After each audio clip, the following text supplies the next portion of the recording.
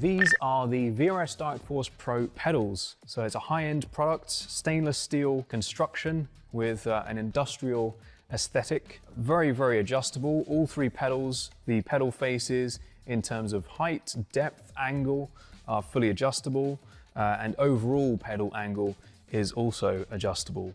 Now, if we look at the throttle pedal first, we have quite a unique design here. So we have a rodless spring, which doesn't quite look right to the eye, but functionally performs extremely well. Absolutely no friction whatsoever, so really nice smooth response. And we have a lot of adjustability here in terms of initial starting force, preload, and also overall force and pedal travel. So if we move on to the brake, we have similar levels of adjustability, a very high-end, heavy-duty construction. We have the blue spring on here at the moment, which tolerates a 65 kilogram maximum force. Also supplied is the optional red spring, which doubles that to 130 kilograms. These are linear springs, which is not normally how a real-life brake pedal feels. So we have this very clever mechanism on the back here, which basically turns that into a progressive, more realistic feeling, which gives you quite a decent bit of travel for low-level trail braking, and then more of a ramp up when you're really braking much harder.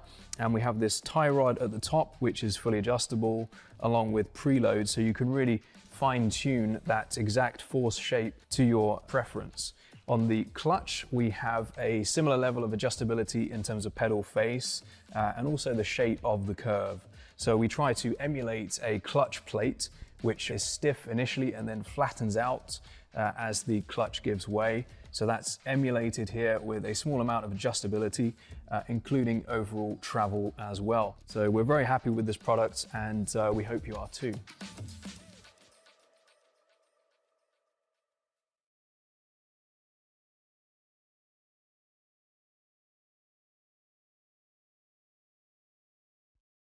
Racing isn't easy, but experiencing it is. iRacing puts you in the driver's seat with the industry's leading sim racing game. Drive on laser scan replicas of the greatest racing circuits from around the world. Go head-to-head against other drivers chosen by skill-based matchmaking to ensure competitive racing at every level. Compete across all your favorite series in officially licensed cars engineered to deliver the most accurate driving experience possible.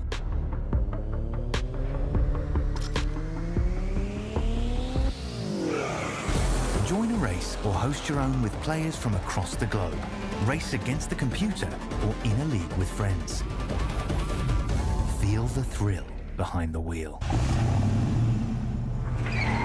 Visit IRacing.com.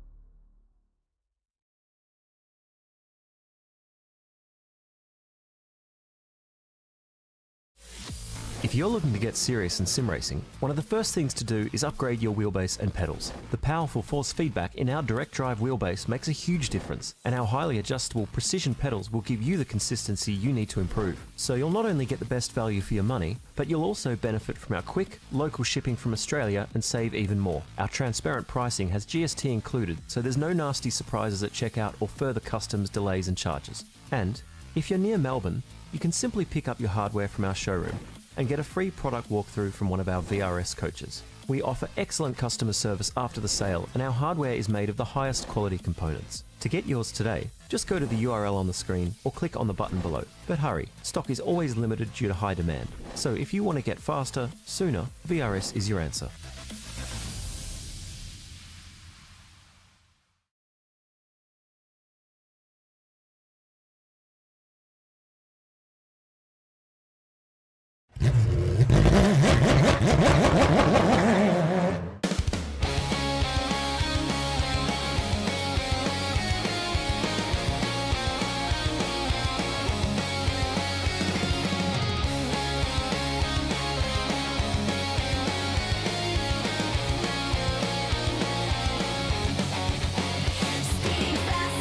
Control, feel the thunder in my soul.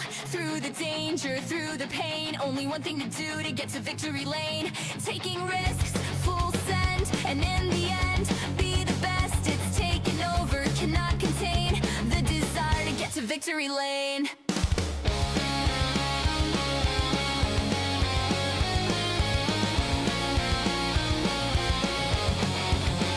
I hear the echoes of the past, the roaring ghosts that never last. But here I stand, the finish line, one last race, one last time. Through it all, get past the pain, cutting laps, making gains, feeling tired, get to my aim. The desire to get to victory lane, speeding faster, no control. Feel the thunder in my soul. Through the danger, through the pain, only one thing to do to get to victory lane. Taking risks, full send, and in the end, be the best. It's taken over, cannot contain the desire to get to victory lane.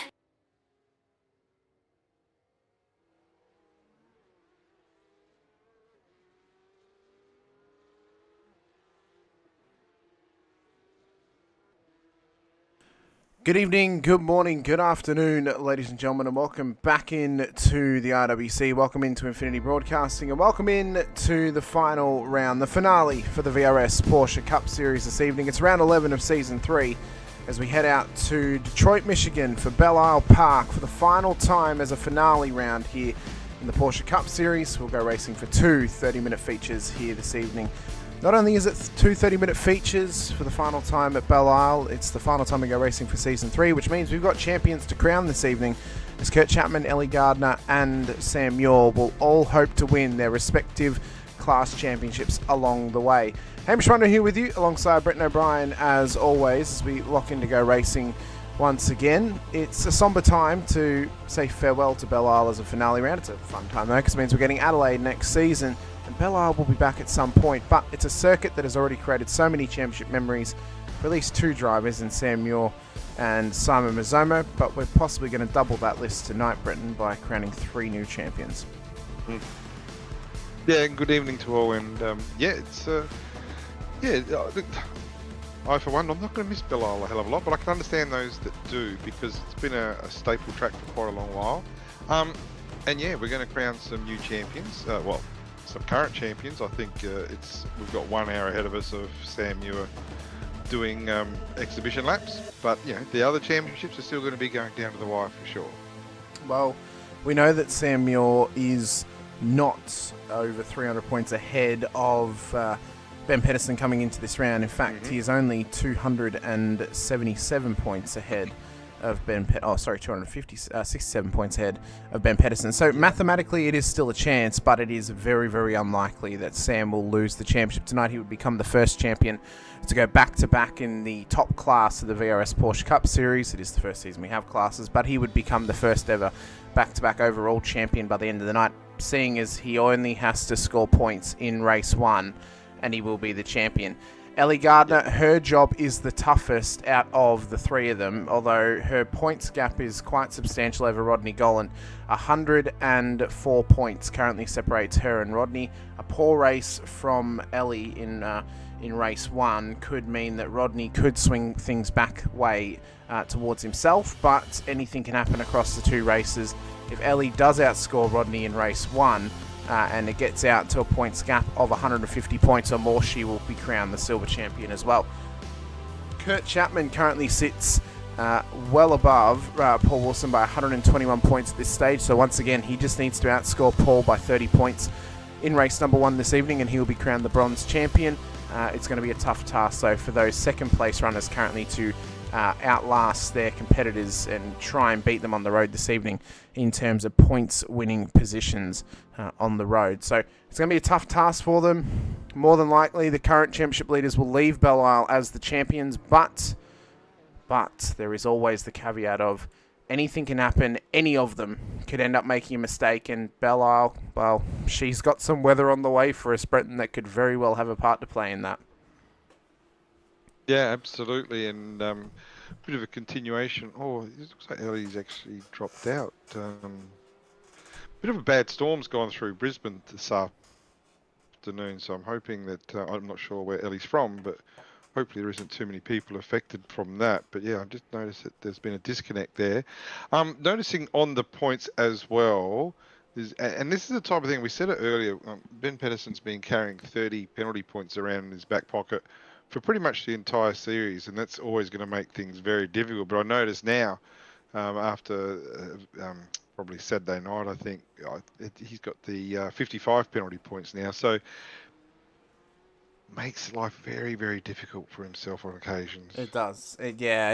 And I believe Ben is planning on having a season off next season due to the fact he can't race every single round, which we completely understand. So if he does sign up, we hope to see him back racing in the rounds that he can participate. But if we don't see him back until season 5, then we completely understand that as well for Ben. Hopefully he can use the next season to reset the mind and reset himself leading into the next season. Coming up after our season 4 championship wraps up next March. Let's have a quick look though where we are tonight out in Detroit, Belle Isle for the final round of the season. It's well known to the VRS Porsche Cup Series fans by this point. It's the 3rd time running. It is our finale round once again. And as we go on in towards the man-made island for this racing circuit and park, it is a famous circuit in terms of sim racing fans on iRacing. It's one that's become infamous because of how difficult it can be, how treacherous it can be, and, well, how many drivers have made mistakes around here. As we have a look at the track map here this evening, it's all going to start on the main straight. The run-up then through turn 1 and 2, an early spot for mistakes to be made on the exit of 2. Cars can end up in the wall, track can even become jammed, but it's nowhere near as treacherous as that dreaded turn 3 in the braking zone. With weather on the way tonight, turn 3 could become a car park at some point, so drivers are going to have to be cautious of that. The run around turn 4 and up through turn 5, and notice at the start of the practice session, Brenton, where rain had previously been going on in the day in sim, there was water right on the inside of the corner of turn 5. So that's going to make it very treacherous this evening. Running up through turn 6 and then down the back straight towards turn 7. Turn 7's not too bad in the wet. But then as you run around past what is fabled the James Scott Fountain over on SimSpeed TV through 8, 9 and 10, you get up to Continental Corner at turn 11. It is all treacherous through the inside of Continental Corner. You touch the wet patch on the inside, you will go straight into the wall on the left-hand side of track.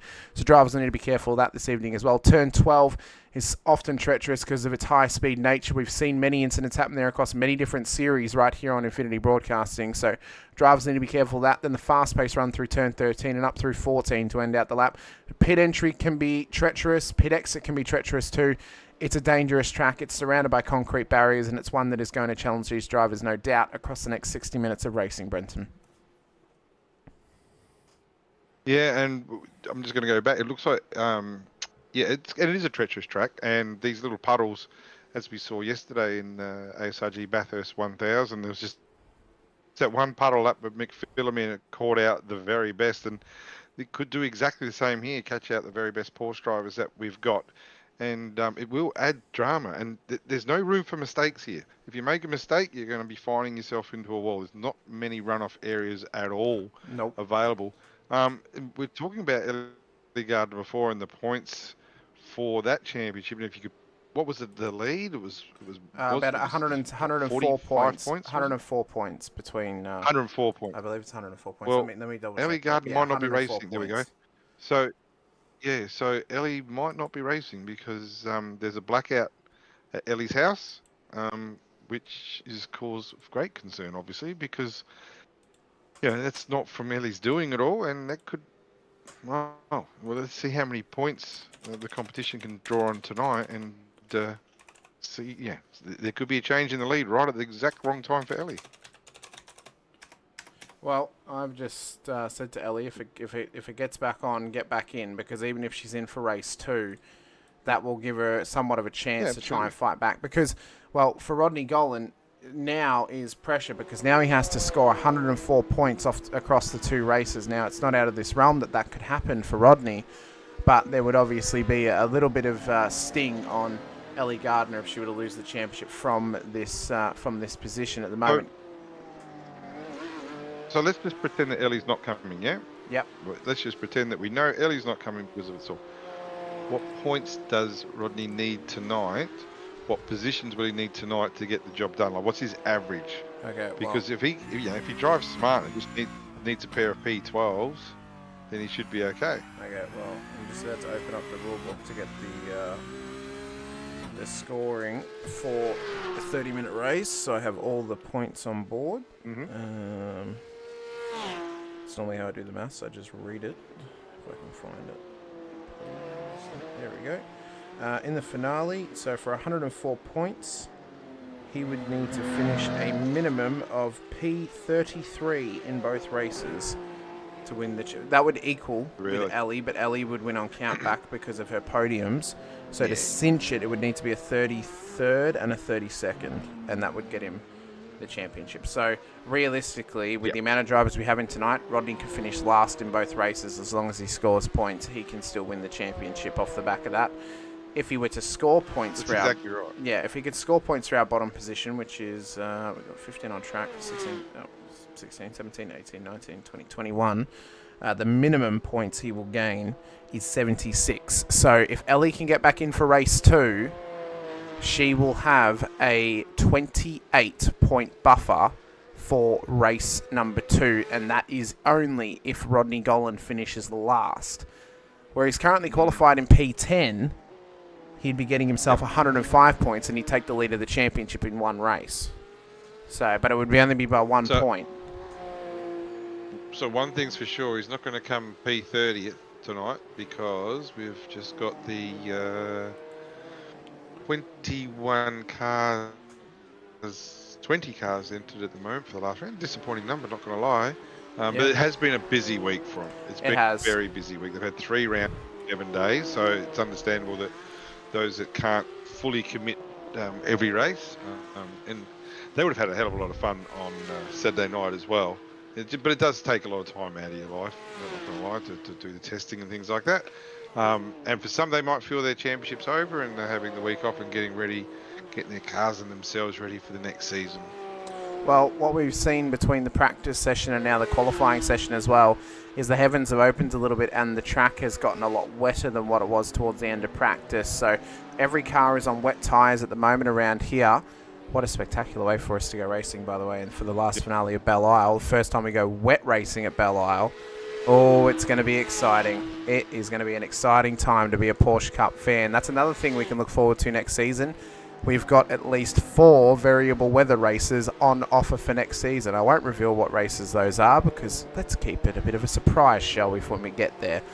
But what it is going to be is a lot of fun for Season 4. So if you haven't signed up just yet, you've been racing with us, or you're thinking about coming racing with us, you may participate as a wild card, which we've had 2 wild cards from Saturday, Brenton, sign up for next season. So Ryan Mueller and let me double check the other driver's name so I can say it correctly. And Gardner's back in as well. Very good. Okay, so Ryan Mueller and Vinicius Colio have both re-signed up for Season 4. So they will be on the grid permanently in Season 4. So if anyone's watching and you've raced this season, or you raced last season, or even Season 1, and you haven't been here for a little while, or you've been thinking about getting in the Porsche Cup car, sign up for Season 4. It's going to be a lot of fun. We've got tracks like Brands Hatch, Jerez, Navarra, of course Adelaide's debuting, so is Miami Autodrome as well.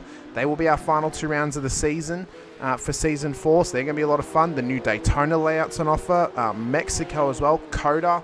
It is a fun season. It's a fun league to be a part of, and it's a very fun calendar. And when does this all start? There's a question in here. From December. Science Gaming. Yep. So it will start December 8th will be round 1. So 2 Mondays from now will be round 1. So we'll have a Monday off. We'll have next Monday off, and then we'll be back the Monday after. So it's a quick turnaround. It's because of Australia Day and Christmas that it is a quick turnaround. The 992.2 we will start using in the first race in January. So January 5th will be the first race in the 992.2 because we begin next season the day before the Season 1 build. So we won't have access to it for round 1. So we're going to end 2025 on the current build, the 992.1. And as of January 5th, we'll move over to the 992.2 to start 2026 nice and fresh. There are a few weeks off, so there's 2 rounds to begin, so the 8th and the 15th. We'll then have a few weeks off for Christmas and New Year's. January 5th we'll be back for round 3, and we'll have Australia Day off on January 26th as it falls right on Australia Day for that round, so we'll have that week off.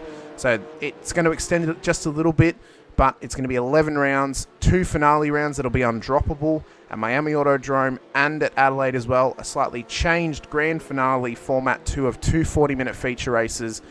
It's a lot of fun. It's $30 to sign up, but from what we've heard from our drivers, it's well worth it. It is well worth coming to racing. We've got full-time race control, live safety cars, and of course, live broadcast as well.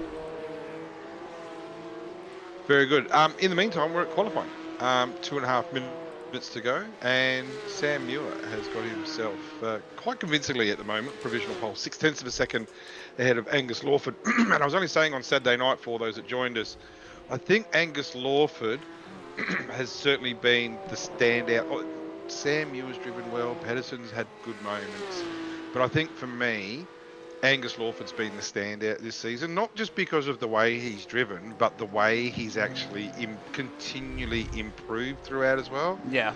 And now he's actually becoming really, really competitive more often than not. Had a really good race Saturday night, had a good week last week on Monday as well. And he's someone who should be really looking forward to as he just goes fastest in qualifying, and that's half a second faster than Sam Muir. So Lawford actually goes top. So Lawford was having Angus was having a bound of fun in practice, Brenton. I spoke to him over the radio about the changeable conditions. He was having a ball of fun out there in practice. He's loving his racing at the moment. He's leading and challenging for a possible championship win on Friday as well here in the IRWC over in our NASCAR league. This is a guy that's on the rise. He's going to be a challenger next season. Don't worry about that. He's without a teammate tonight, unfortunately. Harry Dodds isn't here. I just wanted to give our condolences as well to Harry. He, unfortunately, one of his family members passed away over in New Zealand, so condolences to Harry. We look forward to seeing him back on Friday when he'll try and challenge for that same championship that Angus is going for as well. We look forward to seeing him back next season too, but we hope everything goes as smoothly as what could possibly go for that family over there. Absolutely, condolences to the Dodds family. It's never a good thing, and like you said, well said. We look forward to seeing him back next season. 35 seconds to go, and we've got a different driver in P2 as well. Yeah, Logan Howard has pushed himself up. Yep. Must be something about maybe that's the Kiwi effect for Logan Howard. He's used to driving on wet roads. Well, Muir's parked it, so he's not going any faster. Pedersen, just wondering whether Pedersen, the 669, whether he's still on a lap. Looks like he might be. And looking forward to seeing what he can bring here. This is, from what I've seen so far, it's actually been a pretty good lap. So he's not going to finish it though. Unfortunately, he's going to get cut off. Time, though? No, he's only got a second. He won't get it done in time. No, he won't. So Angus Lawford, this is going to be in the dying embers of the season, I'm feeling a little bit of deja vu from last season, Brenton, when we saw Stefan Lawrence have a similar performance here at Belle Isle. Fortunately, Stefan's not here tonight either.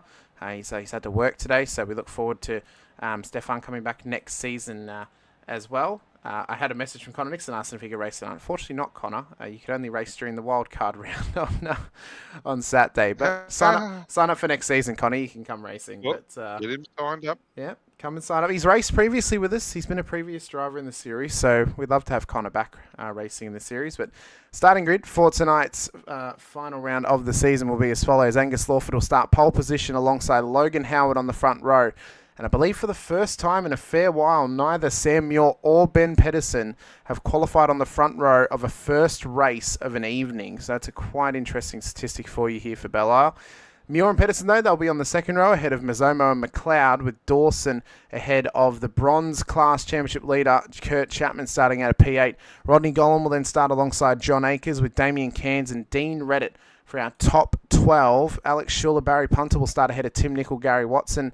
Jack Anderson, Paul Wilson, Jamie Fleming will start ahead of Ellie Gardner, with our race controllers Greg Favell as the CRS, Leith McClimmon as his offsider, and our safety car driver Lucas Burt in the session once again as well. So Ellie Gardner couldn't get a qualifying time in. She's going to have to go from the back of the field, get past Rodney to keep the pressure on him, but she's in for race one, which is the important thing for Ellie. It means she's not going to be giving up maximum points to Rodney Gollan tonight in race one, but if she can't beat him in race one, there's going to be a little bit more pressure for race two. Yeah, well, that's the important thing.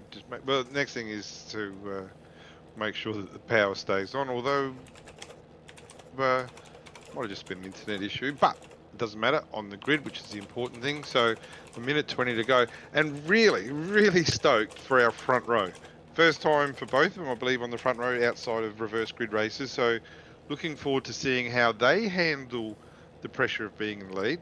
and in comparison with what happens behind them, whether Muir and Pedersen feel like they need to push through for the lead. But no, it's a really good grid. And we were talking before also, again during the weekend, of the improvement of some of these guys has been absolutely stand out, including Logan Howard has really stood out with his improvement. He has. Which is going to be great to see on display tonight. We've got about 30 seconds, Brenton, until the lights are going to go up for these drivers. So Belle Isle is going to be a big test for them across this evening's race, of course. We can expect a little bit of weather coming. There's obviously 0% rain at the moment, which means there's no intensity of rain on circuit. It is 95% humidity, though. So very lightly wet is the track surface. There is possibly rain on the way as well.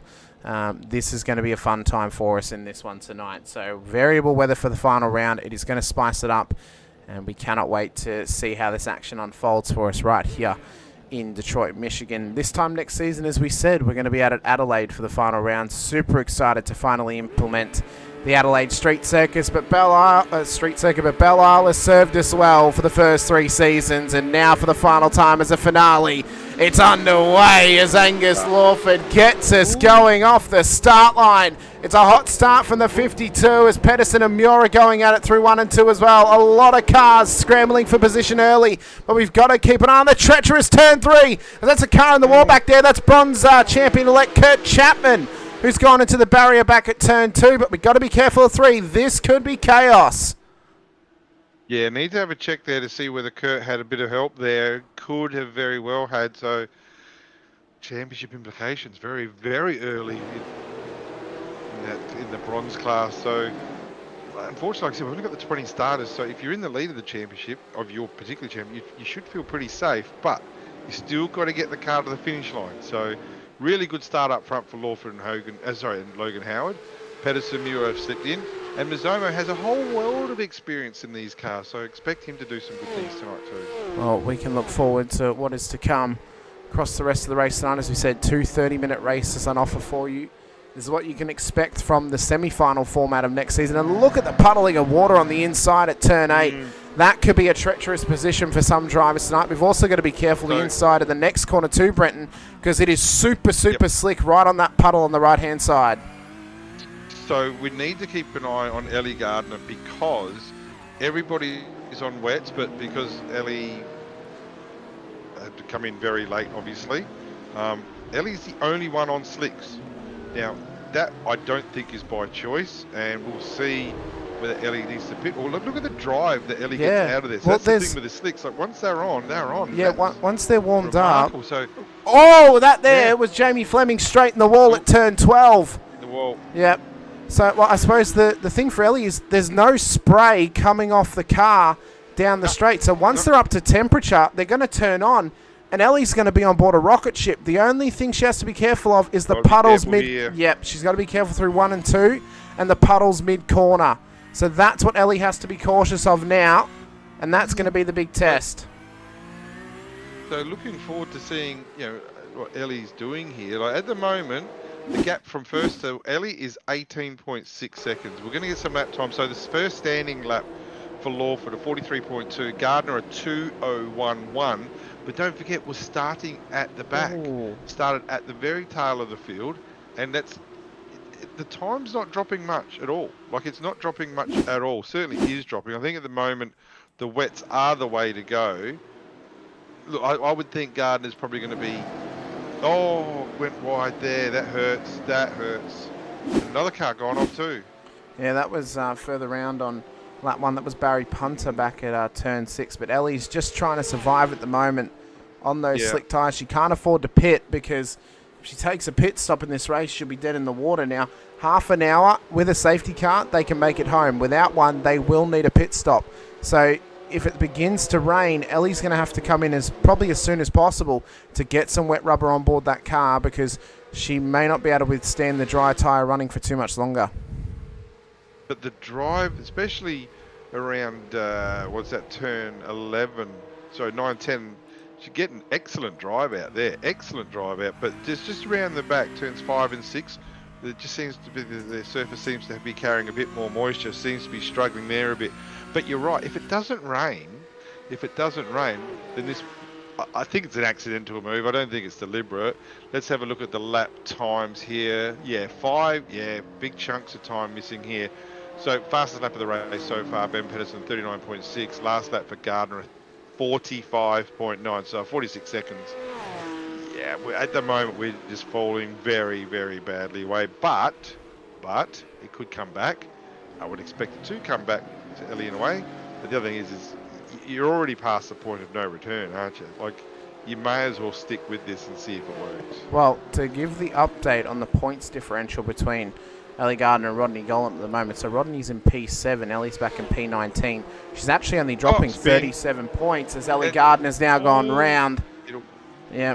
Well, the important thing for Ellie now is just make the end of this race. Just make the end of the race, bank some points, reset for race 2. That's what Ellie needs to do here. So current points differential now, actually, with Ellie back in P20, is 39 points. So she is now dropping 39 points to Rodney Gollant. So it's not a total loss at the moment. It's still okay, and she can survive that at this point. But for Rodney, he needs to try and bank this as a maximum. He's probably going to need a race win, perhaps, to really put the pressure on her. But at this stage, it is still Ellie Gardner leading the Silver Championship. Ben Pedersen sets a fastest lap of the race. So 1:38.56 the last time round. Yeah, look, at the moment, like we said, like the move by Gardner's not working. But I said, it's not deliberate. But anyway, up the front, I'm glad we're showing up front because we've got guys up here who are not natural leaders of this series. It has to be said, they haven't led before on their own account, from what I remember. So it's fantastic to see these guys doing such a good job, and there is a pressure behind them. You know, Pedersen is coming at him and has been very good. Muir, we know, has dropped fairly well off. He's almost 4 seconds behind this lead, but Pedersen really should be trying to, well, he's always trying to push, but this is a good night for Ben to just, he's got nothing to lose. Just go for the win and show us what you can do. Well, right now for Sam Muir, P4 is good enough. If he finishes this race where he is the champion, because he will not give up enough points to drop back to 150 point disadvantage or 150 point advantage over Ben. So barring Sam has a complete mental breakdown and just decides to kill half the field and get points penalties, he is sitting very, very comfortable at the moment. And as you said, it's celebration laps for him with 20 cars in the field to give a rough estimation on what the points differential would be if Ben was to win and if Sam was to finish last place. The points differential would be 72 points. So even if Sam Muir came last in both races and Ben won both of them, Sam Muir would still win the title by, well, no, even then he couldn't do it because he would still win by over 100 points, by nearly 100 points.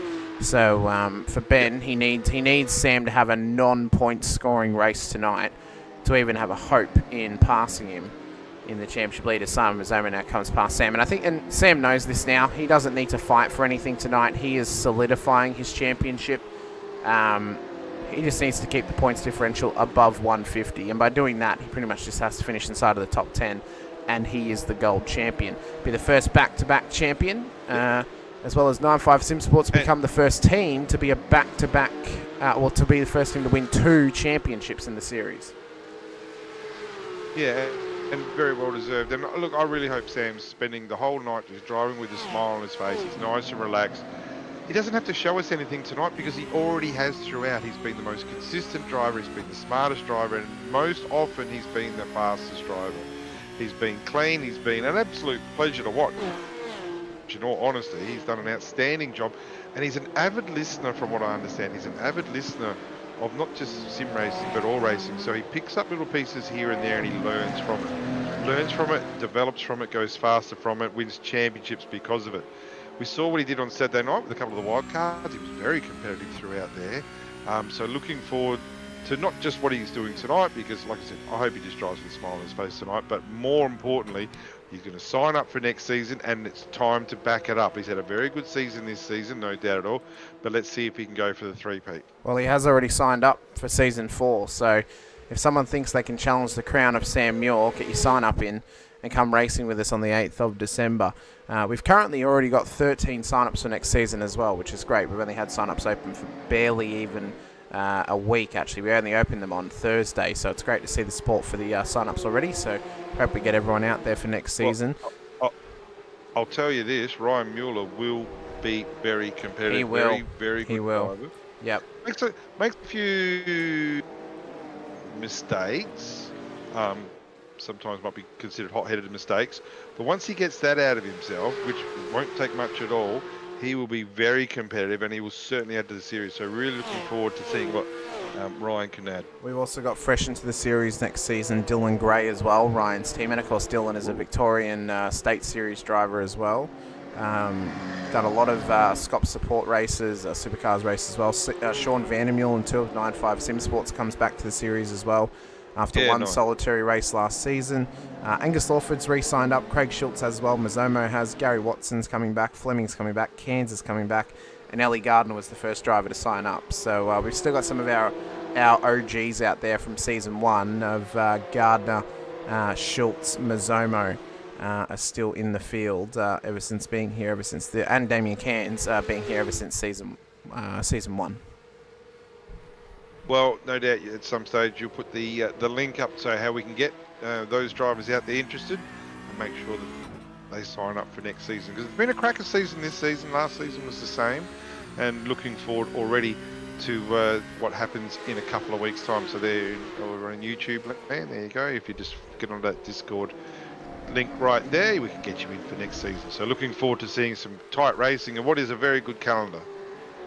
Yeah, it's going to be a fantastic calendar for next season. We'll run through it in between race 1 and race 2 to give you a nice little preview for it. Angus Lawford at the moment, though, leads the way to Ben Pedersen by 0.36 of a second. Logan Howard back in P3 at the moment. Jack Anderson is rocketing his way through this field right now. He's already gotten past Reddit and now past Tim Nicol as well, up 4 spots into P13 after many rounds away. He returned on Saturday at Bathurst, and now he's back in tonight for Belle Isle, and it's good to see him back on the road. So something significant I think is going to happen this lap. So we were only talking 3 laps ago where Gardner was 7.5 seconds a lap off pace. Last lap, Angus Lawford did pass lap of the race so far, 38.3. Gardner has gone from 45s down to 40 flat. So with the track, made a bit of a mistake there on exit at 6.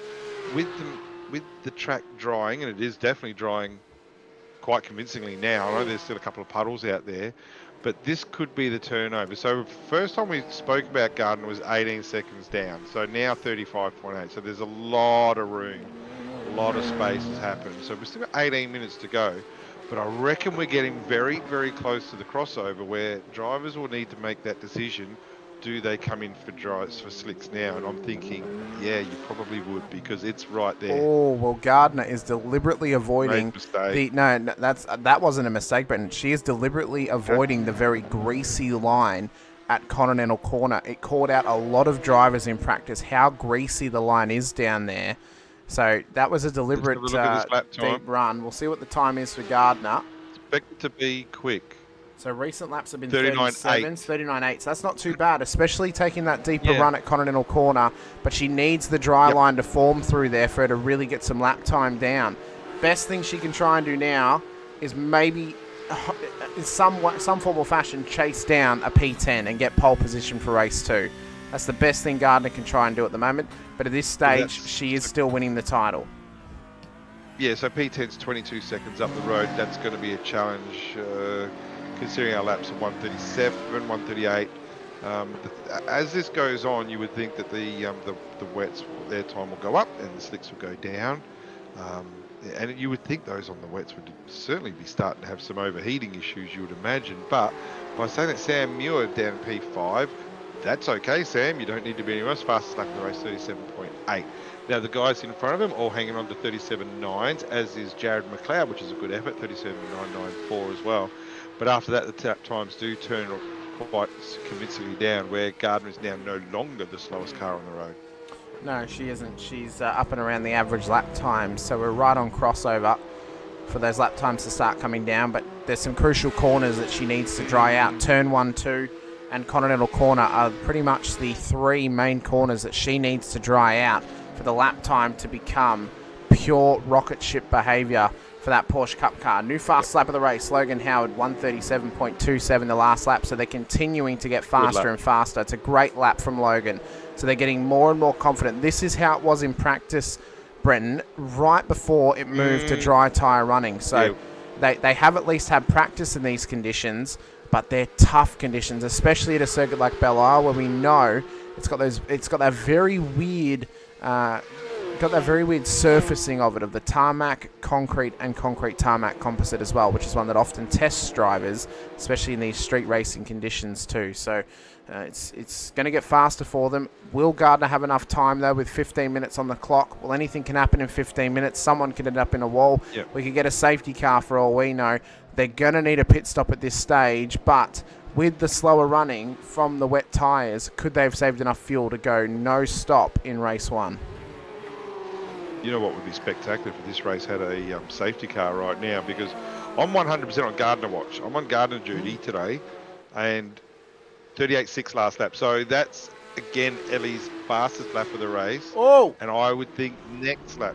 Oh. Barry Punter's been off at turn 7, so that's tough. Punter was struggling before that. His lap times were in the 41s. I was taking notice because that was the car in front of Gardner. And I was taking particular notice of Punter's times before, because Barry made pretty short work of Ellie. He caught the puddle. Caught the puddle right as he braked, and the car just didn't want to pull up. So that was a pretty good flick spin actually from Barry. Well done.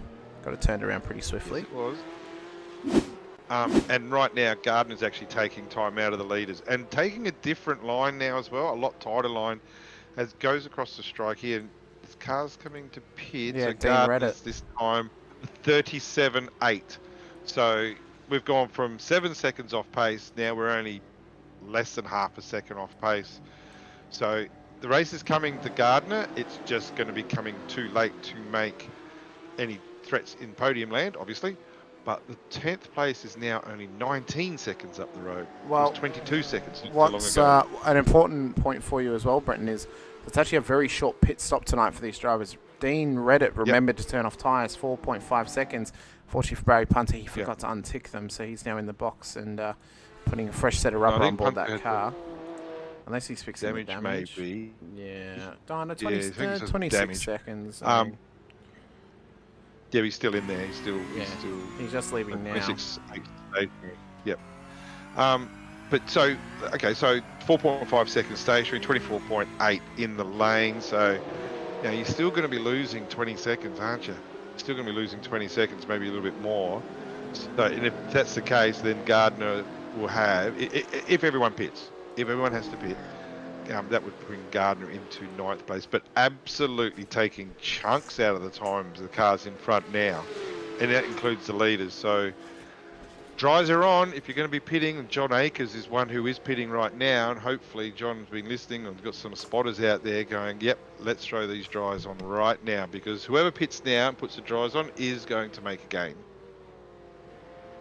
We'll see who can make the maximum gain off these pit stops now. They're not going to have enough fuel, obviously, to swap tyres. So whoever's on the wets, they're going to be stuck on the wets, Brenton. So unless they are willing to give up big time to take dry tyres, these next 13 minutes could be crucial for Gardner. So the clock now to watch is the 16.5 seconds to Alex Schuler in P10. Yeah, loving this. Like I said, I don't think it was deliberate, but the fact is it's happened and we can make the most of it. Gardner now the second fastest on the track. So Lawford, fantastic job by Angus tonight so far, 36.68. Last lap, fastest lap of the race. Gardner now second fastest, 36.8. Took a 10th and a half out of Pedersen in second place. So the charge is on. We were talking before that the gap back to 10th from Gardner was. It was upwards of 22 seconds. She's gained 6 seconds already in the last 3 minutes or so. Jamie Fleming's gone off the road as well, down at turn 6. He's just gotten going again. Fleming. So second time for Fleming. Yeah, that's a second time. So, but more importantly, so Gardner has. So we're looking at Akers, who's on 10 lap old wets. and Gardner, who's on the 10 lap old drive, so we're obviously on lap 10, about to finish that now. Akers is not making any ground on Gardner whatsoever, falling away quite badly, in fact. So Gardner's, every lap that we see Gardner has been improvement, and for the first time, Gardner's now, convincingly, the fastest car on the track. 36.479 is now the fastest lap, and chasing down Paul Wilson in front. So it took 2.4 seconds out of Wilson, 2.3. Yeah, overall, within the next couple of laps, Gardner's going to be wisping past the next four. So closing significantly, and the drive that Gardner's getting out of the slow corners in particular, the grip level is just the next level. So well, when we make short work of these, but the problem is she's got to deal with the traffic.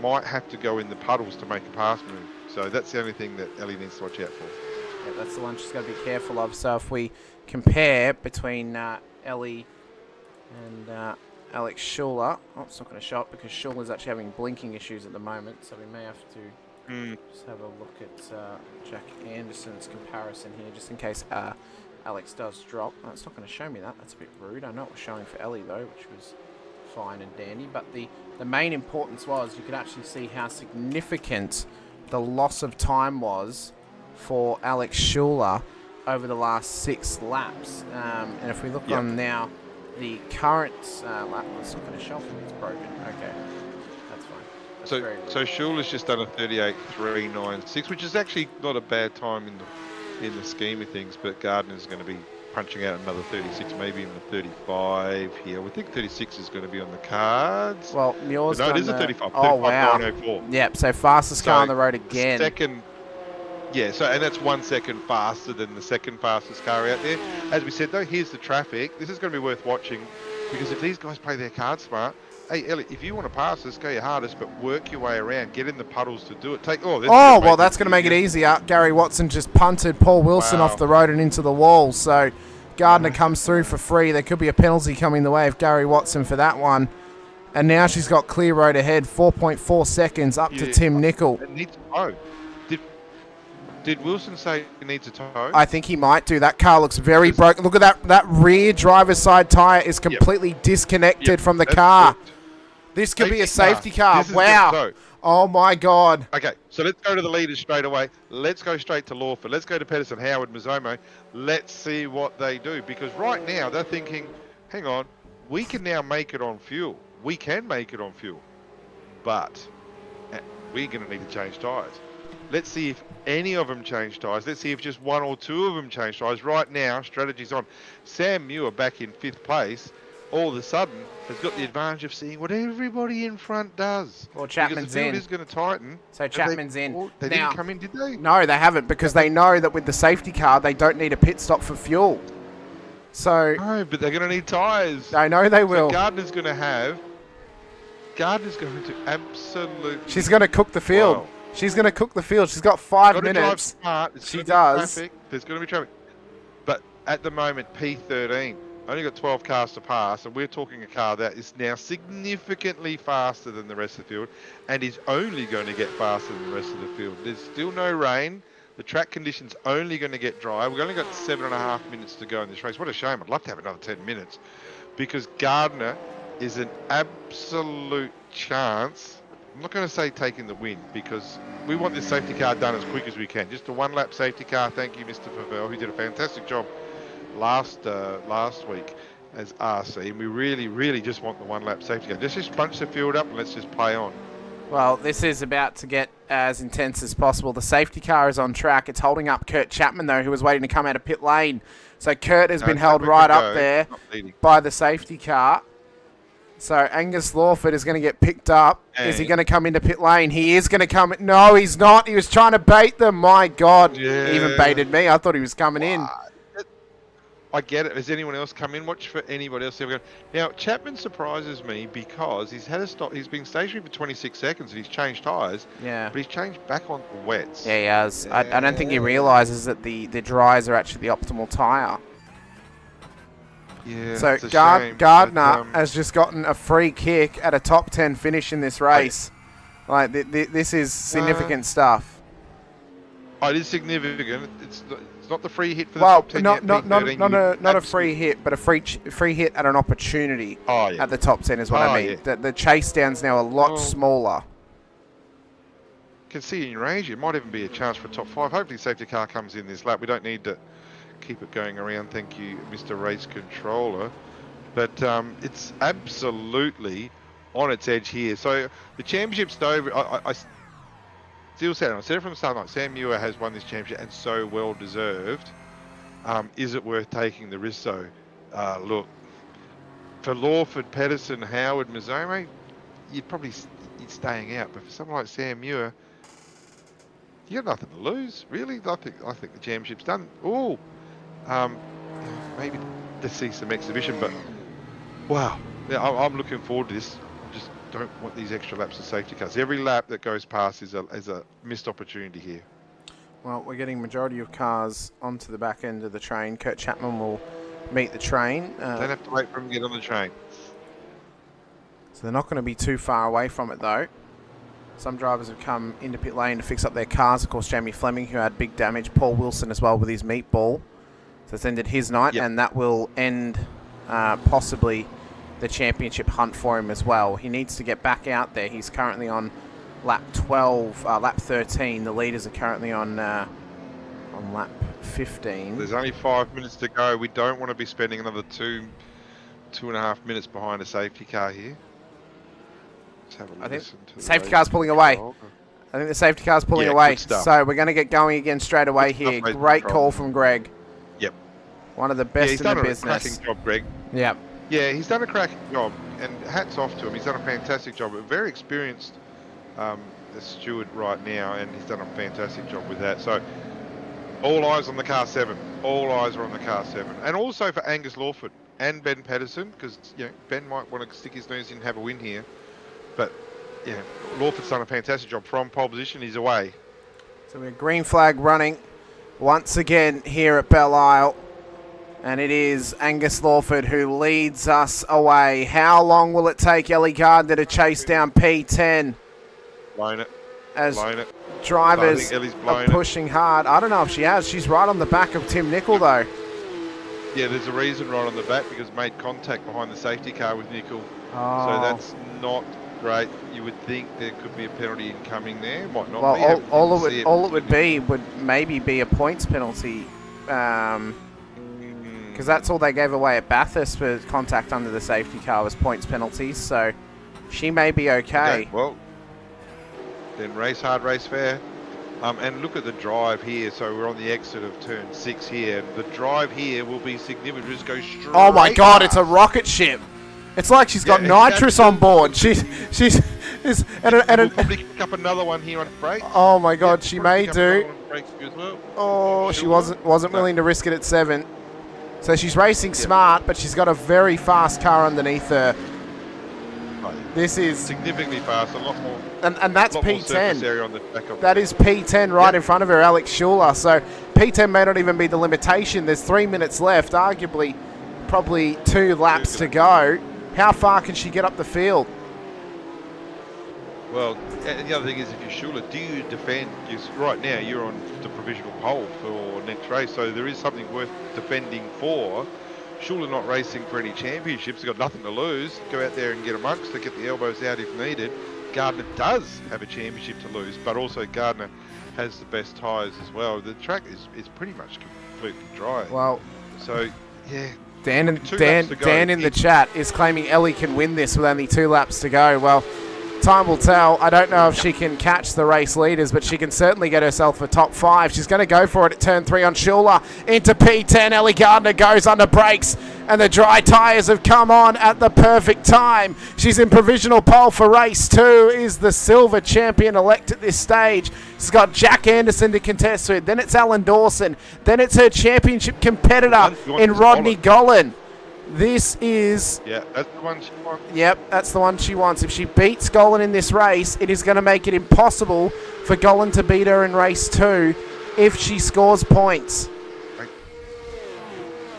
Yeah, so the car's not just better under acceleration, obviously, but even under brakes. Even under brakes. So the safety car's come out at the perfect time. Certainly it has got this many gains, but it's really tightened up, and there's one lap to go into this, and we're now, well, between Ellie and top 5, there's only 4 seconds. Yeah. Only 4 seconds, so it's there for. Oh, she got it. She got a piece of the greasy bit of the road.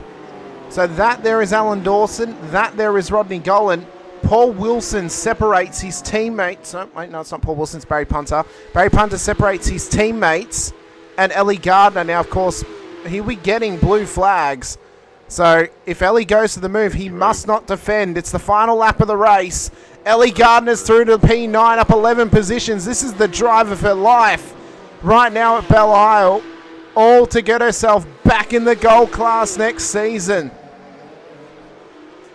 Yeah, and also we've got to give our hats off. There's a really good race up the front with Angus Lawford, Ben Patterson, and Logan Howard. 3 very, very good quality drivers. And Lawford has done an outstanding job from pole position. Oh, dramas. Anderson off the road at turn 3. It's a shame for him. But Pedersen is all over the back of Angus Lawford at the moment. Logan Howard all over Pedersen as well. So the top 3 have broken away again. What a drive from Angus Lawford tonight, though. This here is the breakout moment for Angus Lawford tonight. He is going to be a contender next season, I have no doubts. Gardner's now gotten past Dawson. There is Rodney Gollan right in front of her as well into turn 7. So Gardner is now up to P8 on the road. And it's really a net zero gain for Rodney Gollan at the moment. Pedersen into the back of Lawford, though, through Continental Corner. Only a couple of corners left. He defends against Howard for P2. How good is Logan Howard going? Oh, he's going so well, is Logan. Hats off to the Kiwi, but right now it's going to go the way of the 52 of Angus Lawford, who takes home a race win in race number 1 at Belle Isle. Pedersen P. No, Pedersen got him. Pedersen got him on the line. He ran out of fuel. Lawford ran out of fuel. No, he did not. He has. He's run out. Lawford's run out. No. Pedersen got him in the end. No. Howard P3. Ellie Gardner's come home P8 in a great effort, but Ben Pedersen at the very dying embers of that race has beaten Angus Lawford because he's run out of fuel. Literally on the line. He must be thirsty because no one else has run out of fuel. Love to have a bit of a look inside if we go cockpit view and just see when it coughed, because he must have known his fuel numbers. And gee, you would also think that being the leader of the race, that you would be able to save more fuel than the others. You're the first one to catch up with the safety car. It coughed at pit entry. It coughed at pit entry. Oh, yeah. Look at that. My God. And the winning margin was What we can do now as well is confirm to Brenton that Sam Muir... 0.1 of a second. 0.1 of a second was so close, but Sam Muir, this is now going to be a celebration race in race 2. Sam Muir has now locked in the gold championship and the overall title as well, and the first ever back-to-back champion for the VRS Porsche Cup Series. So massive congratulations to Sam. The celebrations will happen post-race, race 2, when he is officially crowned the champion. Right now, though, we're going to take a very, very quick break to hear from our title sponsors, VRS.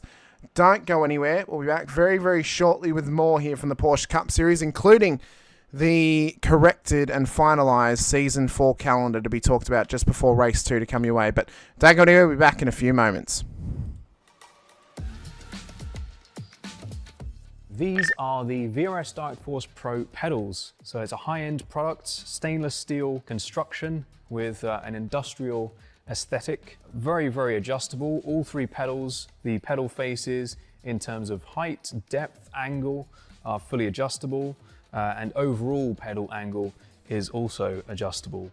Now, if we look at the throttle pedal first, we have quite a unique design here. So we have a rodless spring, which doesn't quite look right to the eye, but functionally performs extremely well. Absolutely no friction whatsoever, so really nice smooth response. And we have a lot of adjustability here in terms of initial starting force, preload, and also overall force and pedal travel. So if we move on to the brake, we have similar levels of adjustability, a very high-end, heavy-duty construction. We have the blue spring on here at the moment, which tolerates a 65 kilogram maximum force. Also supplied is the optional red spring, which doubles that to 130 kilograms. These are linear springs, which is not normally how a real-life brake pedal feels. So we have this very clever mechanism on the back here, which basically turns that into a progressive, more realistic feeling, which gives you quite a decent bit of travel for low-level trail braking, and then more of a ramp up when you're really braking much harder. And we have this tie rod at the top, which is fully adjustable, along with preload, so you can really fine-tune that exact force shape to your preference. On the clutch, we have a similar level of adjustability in terms of pedal face and also the shape of the curve. So we try to emulate a clutch plate, which is stiff initially and then flattens out as the clutch gives way. So that's emulated here with a small amount of adjustability, including overall travel as well. So we're very happy with this product, and we hope you are too.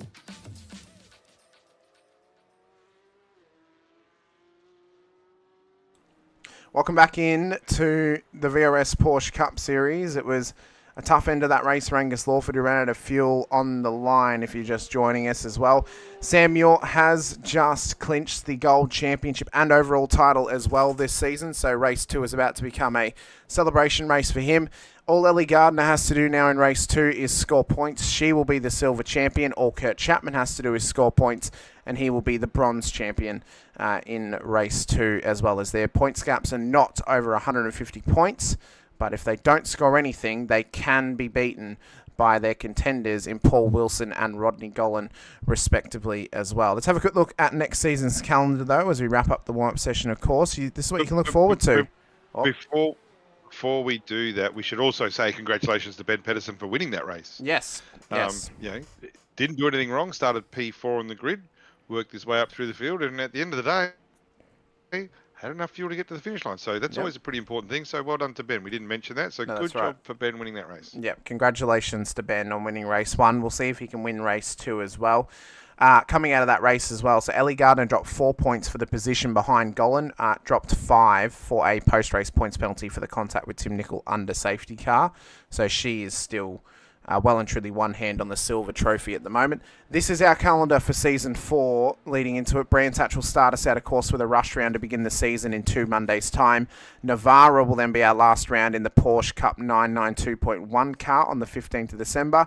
Jerez Moto Circuit for a feature race will be our first time out in the 2.0 version of the car. Monza GP Motegi then on the 19th of January as well. Australia Day will be having off because it is Australia Day, and we expect people to either be hanging out with their friends or family, or quite possibly having their afternoon, evening nap after their day of possible day drinking for Australia Day as well. Or working as well, quite possibly. Round 6 out at Suzuka on the 2nd of February. Mexico City National Circuit for round 7 on the 9th of Feb. Coda for round 8. Daytona Moto Circuit on the 23rd of February. Then we'll get into our finals format. Semi-final undroppable, grand final undroppable. The semi-final will be our current finale format, 2 30-minute features out at Miami Autodrome.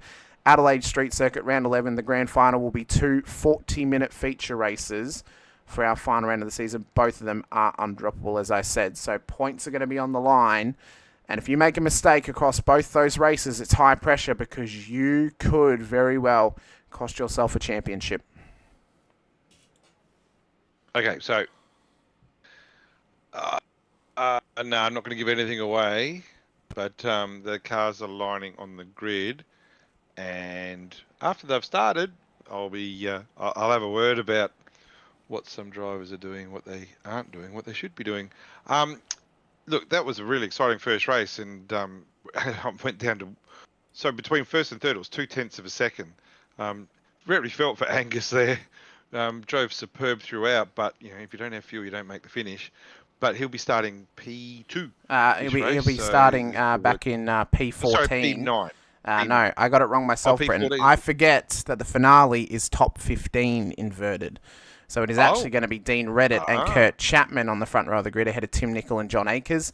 Damien Cairns, Alex Schuler ahead of Alan Dawson and Ellie Gardner, with Rodney Golan and Jared McLeod making up the top 10. Sam Muir, Simon Mazzomo will start P11 and P12 in this race. Going back then to Logan Howard, Angus Lawford with Ben Pedersen for the reverse grid. Everyone behind them will then start how they finished in Jack Anderson, Gary Watson, Barry Punter, Paul Wilson and Jamie Fleming at the back of the field. I need to cut in here because I'm about to spread absolute panic throughout the field because there's still 20 seconds to go. We saw how fast Gardner was last race on slicks. As it stands at the moment, according to my JRT, there's only 3 cars starting on slicks this race. Yep. Not 2. And that is Late to change. That is Gardner, Punter and Fleming. There is possible rain on the horizon as well, so if you want to keep an eye on the radar, Brenton, just to see if there is a splash of rain coming, because there is a higher chance of precipitation in race 2. Lights are going to go up, though. There's no rain coming. Okay, lights are going up for the final race of the evening, and the final time we go racing at Belle Isle for the finale round. We are underway once again as Chapman takes the lead through turn 1. Reddit and Nicol in behind. Akers, Cairns, and the scramble of cars continue around 1 and 2. We saw how high pressure it was last time round as we run up towards turn 3, and the cars are bumping over the tarmac and down towards the braking zone as the sun begins to set in Detroit. Yeah, good start by all. Looks like it's pretty clean. Look, hopefully, whether a lot of other cars have put slicks on, don't know. Certainly my JRT's telling us that there's only 3 cars on slicks. Yep. One of them, the highest place so far, is Gardner. Mazzomo and Schuler's had a bit of a change of position there. Gardner doesn't actually come across as any quicker than there at the moment. Well, I think that comes down to tyre temperature, Brenton. I think she's got to get the tyres up to temp, but she just caught a puddle. Yeah. Doesn't need to do that. Now going to be caught out badly. Did not need to do that. But anyway, up at the front, Kurt Chapman is our leader, and well done. We should highlight the fact that Kurt's up front and done a very, very good start. And Tim Nichols, no slouch. He's been around sim racing for a number of years now. Drives a lot of different cars, and has done again a very good job in second place. So it's fantastic to see different guys leading the race. Well, it's but great they can to really see. draw out in these conditions too. They can really get good gains. They can indeed, and if there's no safety car, that could have a big factor as well throughout this race. So the early pressure that is now on those dry tyre starters is you've got to try and withstand the storm of the wet puddles on the track, get the tyres up to temperature, and then you push on in the rocket ship that you've got underneath yourself. The wet tyre runners, well, they've taken the lower risk opportunity to take wets off the race start once again. So if the smart thing would have been get into the practice or the warm-up session, see how wet the track was and see what tyre type you actually want to take for this race. But that's just me. So Nicol and Reddit battling away for P2. We've got Akers and Golan in behind them. Dawson, Cairns, Mazzomo, Howard and McLeod make up the current top 10 as Schuler looks to go around the outside of McLeod into turn 3 under brakes. And the sunset lights up the circuit. There is Ben Pedersen right behind them as well, putting pressure on alongside his championship competitor and rival this season, Sam Muir, who has bested him now for a second season once again. But it's a lot of respect between the both of them. It was an intense championship battle between both of them as well. Sam was just the more consistent driver out of the two.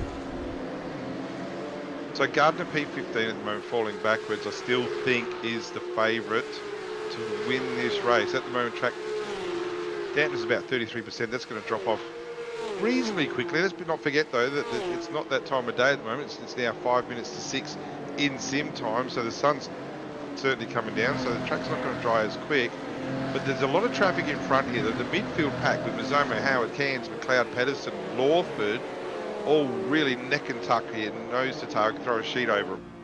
Yeah, so there's barely anything between them as we ride on board with Sam Muir battling in behind Alex Schuler at the moment. This is for the minor positions at this stage, but it's a hotly contested battle between them as well. Back up the front of the field, we've of course got Kurt Chapman leading us across the start-finish line, the bronze champion-elect, who just has to score points tonight. Once he makes the 75% mark of this race, he will be classified the champion because he will be in a points finishing position. Yeah, and rightly so. He's been consistent throughout, hasn't he? Been very consistent throughout, and has done what he's had to do to maintain his position. He hasn't tried to overdrive. It hasn't made many mistakes. We saw a couple of mistakes earlier, but certainly hasn't made enough to cause any drama. Oh, Pedersen's not happy with who's he know with Jared McLeod, I would think, asking about moving under the brakes. But the field, look, this is where it's at. Like, oh, is it? Yeah. So McLeod had a good night on Saturday night. Made a mistake. Hurt. Oh, look at the desperation here. Yep. Desperation of Lawford, because Lawford needs to get to where Pedersen is. So the battle right now, because these guys just want to win the race. They're not worried about championship. They just want to win the race. In the meantime, Gardner's punted pretty badly into the wall, unfortunately. The car's not tracking well at all. But Pedersen would love to go. Is that McLeod going wide? No, held on to it very nicely. So Pedersen wants to go for double here. Wants to go for double and then say to everyone, I'm still here. Because a couple of good wins last Monday. Drove very well last Monday. Had an absolute mare on Saturday night at Bathurst. But is doing a really good job tonight and is desperate to win this race. Very, very desperate to win it is Ben Pedersen. Wants to tip of the cap, end his season with 2 wins at Belle Isle. Lawford wants to get back the win that he lost in race 1 by running out of fuel on the line. As Jamie Fleming's now had an incident down at Continental Corner, so I have a feeling he's caught the little greasy patch of road right on the inside of the corner. He's had a bad night. Yeah, it's unfortunate for Jamie. He's a good prospect, Yeah, very committed as well to the series. Really, really happy with Jamie. He's a guy that puts on practice sessions across the weekend, and that's just unfortunate. Lit it up at the wrong time. So he's been a real servant to the league as a driver in terms of putting up practice sessions all season. So shout out to Jamie. Shout out to Ellie as well. She puts on sessions, and so does Ben Pedersen too. So massive shout out to those guys and everyone that helps the IRWC community by getting practice going for them. Gardner's in. The Gardner's had to take a quick repair as well. Yeah. 5.2 seconds. So I reckon maybe she's a little top up of fuel as well. Yeah, I think she's taken her fuel at that time. So I was going to say Hasn't done a spectacular job this race. Not going to no, lie. but she doesn't need Hasn't to. shown any level of patience. No, doesn't need to though necessarily. But I understand that, but when you've got a tyre advantage, you still want to. If you've been gifted something that everyone else I think has made a mistake. 1 minute 40 for our leader last lap. 1 minute 39 flat for the fastest lap of the race so far for Mazomo. Don't forget when they were and made another mistake. Yes, I think Gardner's day's almost done. Don't forget that by the time of the last race, they were doing 36s. So there's a lot of time that could have been made there, but Gardner, I wouldn't be surprised. That's pretty decent sized damage there. Gardner needs to get to the finish line here. There's no guarantees that's going to happen. well, last place position points are worth 78. First place position points are worth 150. So there's a 72 point difference between them. That's if Gardner can make 75%, but she's currently got a meatball flag. So she's the engine's not broken, which is good. It means her night's not done, but she's got to come in and fix that car now with the meatball on board. Maybe put some wet tyres on it. She's got to make 22 minutes to this race to try and get to 75% or 75% of the laps completed of the race leaders. That's what she's got to make in this one. So whatever laps they complete, she must get 75%.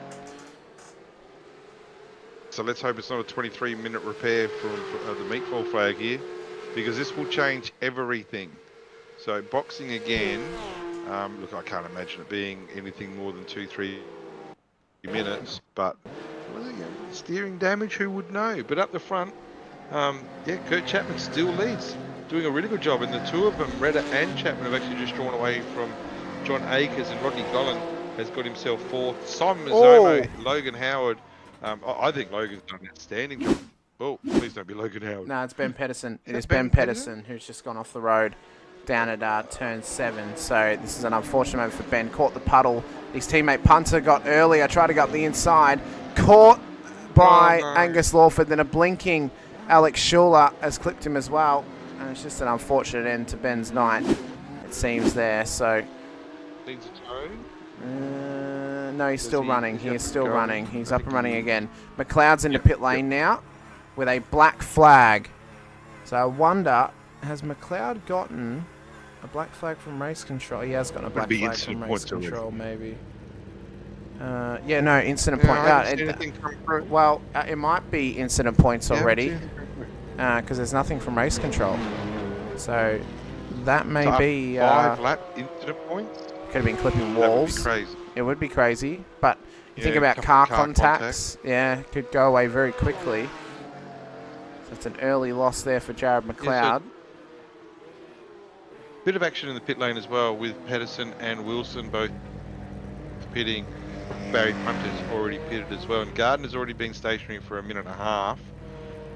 Car looks like it's almost ready to go. But yeah, there's a bit of movement in pit lane already. You wouldn't think that after that incident Pedersen's going to be knocking on the door of any race win. But in the meantime, the top 3 are still, stupid thing to say, the top 3 are still the top 3. Gollan and Mazzomo and Howard haven't made any moves to get through these guys. This is a fantastic job by Chapman, Reddit and Akers. It's great. It's great to see a bit different opportunity for those guys to get onto the podium now for race 2. That's the beauty of the reverse grid. It gives an opportunity for a different driver to possibly take him a race win. We've seen that play out this season for Brady Stanley back at Chicago, for Stacey Boyd at Circuit de Gilles Villeneuve as well. So the reverse grid races can give opportunity to different drivers to take home race wins. It means they can boost themselves up the order, and it means that if it is a different class driver, say Kurt for bronze class, say Dean for silver, to gain good points over the competitors in their class and force them to lift their game throughout the season. And someone we haven't talked about at all this race is our champion Lex Samuel, fastest lap just last lap, 37.895. Certainly comparable with that is Kurt Chapman's 38.1, second fastest on the track last lap. So Chapman's doing an outstanding job. And what we've got here, we've got the cork in the bottle with John Akers, who's actually holding back the Gallons, holding back the Mazzomos. There's a bit of a train behind the car 89. Again, doing a good job is our friend Mr. Akers.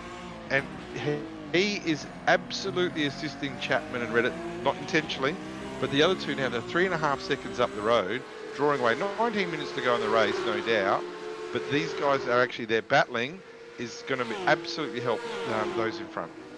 Well, Barry Punt has just gone off the road again, this time down at Continental Corner. Night. Yeah, absolute nightmare for Barry, unfortunately. Simon Mazzomo maybe getting a little bit frustrated behind Rodney Gollan here. He's still trying to get past the silver championship contender, but he does not want to give up any positions in this race in the case that Ellie Gardner does not return to the road as he gets loose on the slick stuff.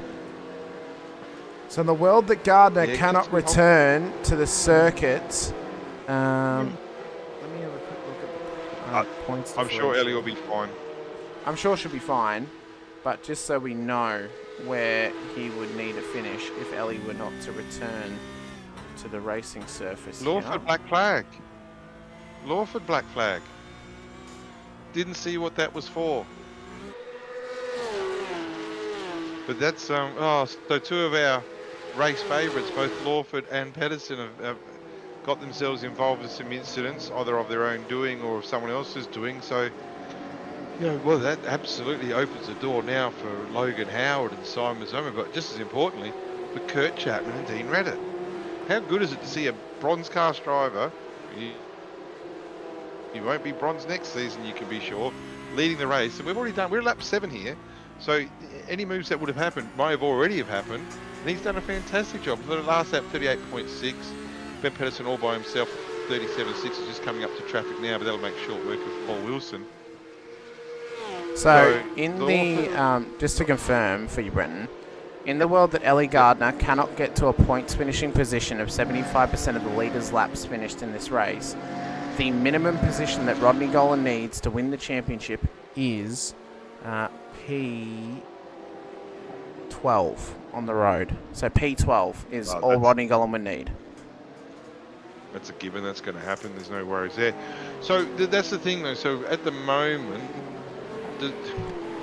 we should have actually had the watch going that Gardner needs to complete 75%, which we can do by laps anyway.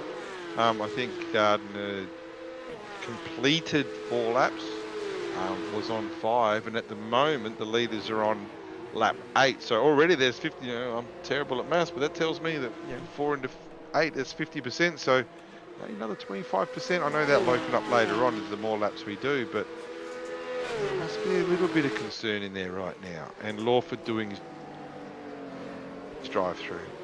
Yep, so Lawford is now into pit lane. Disappointing.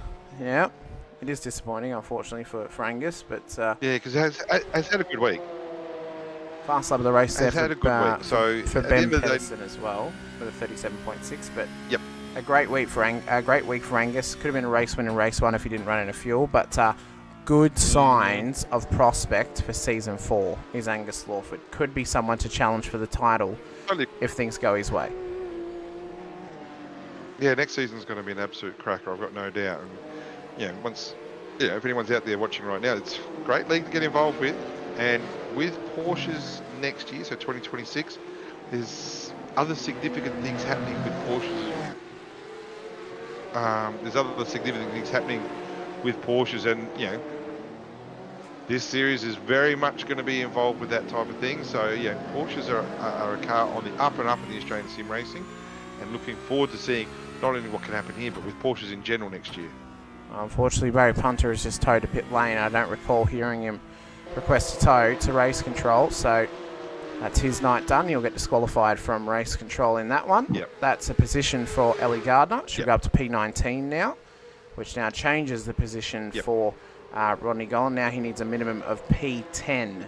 He still needs P11 if Gardner doesn't actually return to the road, but if she finishes P19, she's scoring points, and then she is still winning the championship.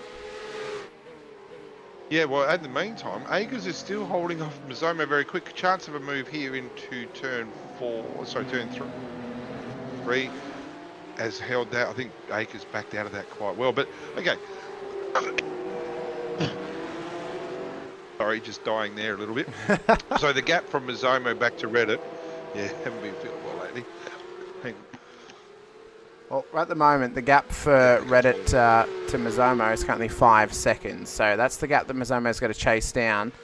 Chapman has lost time to Dean Reddit here over the last few laps. It's now down to less than a second at this stage. So for Reddit, he's starting to put pressure now on the bronze champion-elect at this point of the race. Sam Muir, fast lap of the race, 136.74. So he's turned the jets on that race car simulations entry, but a run up the back of Tim Nicol, not expecting him to break there. And now Sam runs through turn 8 as well, but Tim is still running, but Sam was not prepped for it. Yeah, not surprised. That could be a points penalty for Sam Muir. Yeah, it's not going to affect any championships though, but in the meantime, Howard has finally made a move on Gollan. I was actually going to say that he's taken a long time to get past Rodney Gollan. He's finally got there. But he's 7.5 seconds off the lead, Logan Howard. Well, 2 seconds behind Mazomo, who Mazomo is 5.5 seconds behind Reddit. And we look at their last lap times as they go across the start line, sorry about that, is that the two leading cars are actually faster than Mazomo. 37.5, 37.6. Mazomo a 37.8, Logan a 38.8. Yes, they did have to pass cars, I understand that, but the times of the front two guys are very, very competitive. Well, they're very, very competitive right now as Howard is under pressure here from Rodney Gollan. He's trying to hold position in P5 on the road.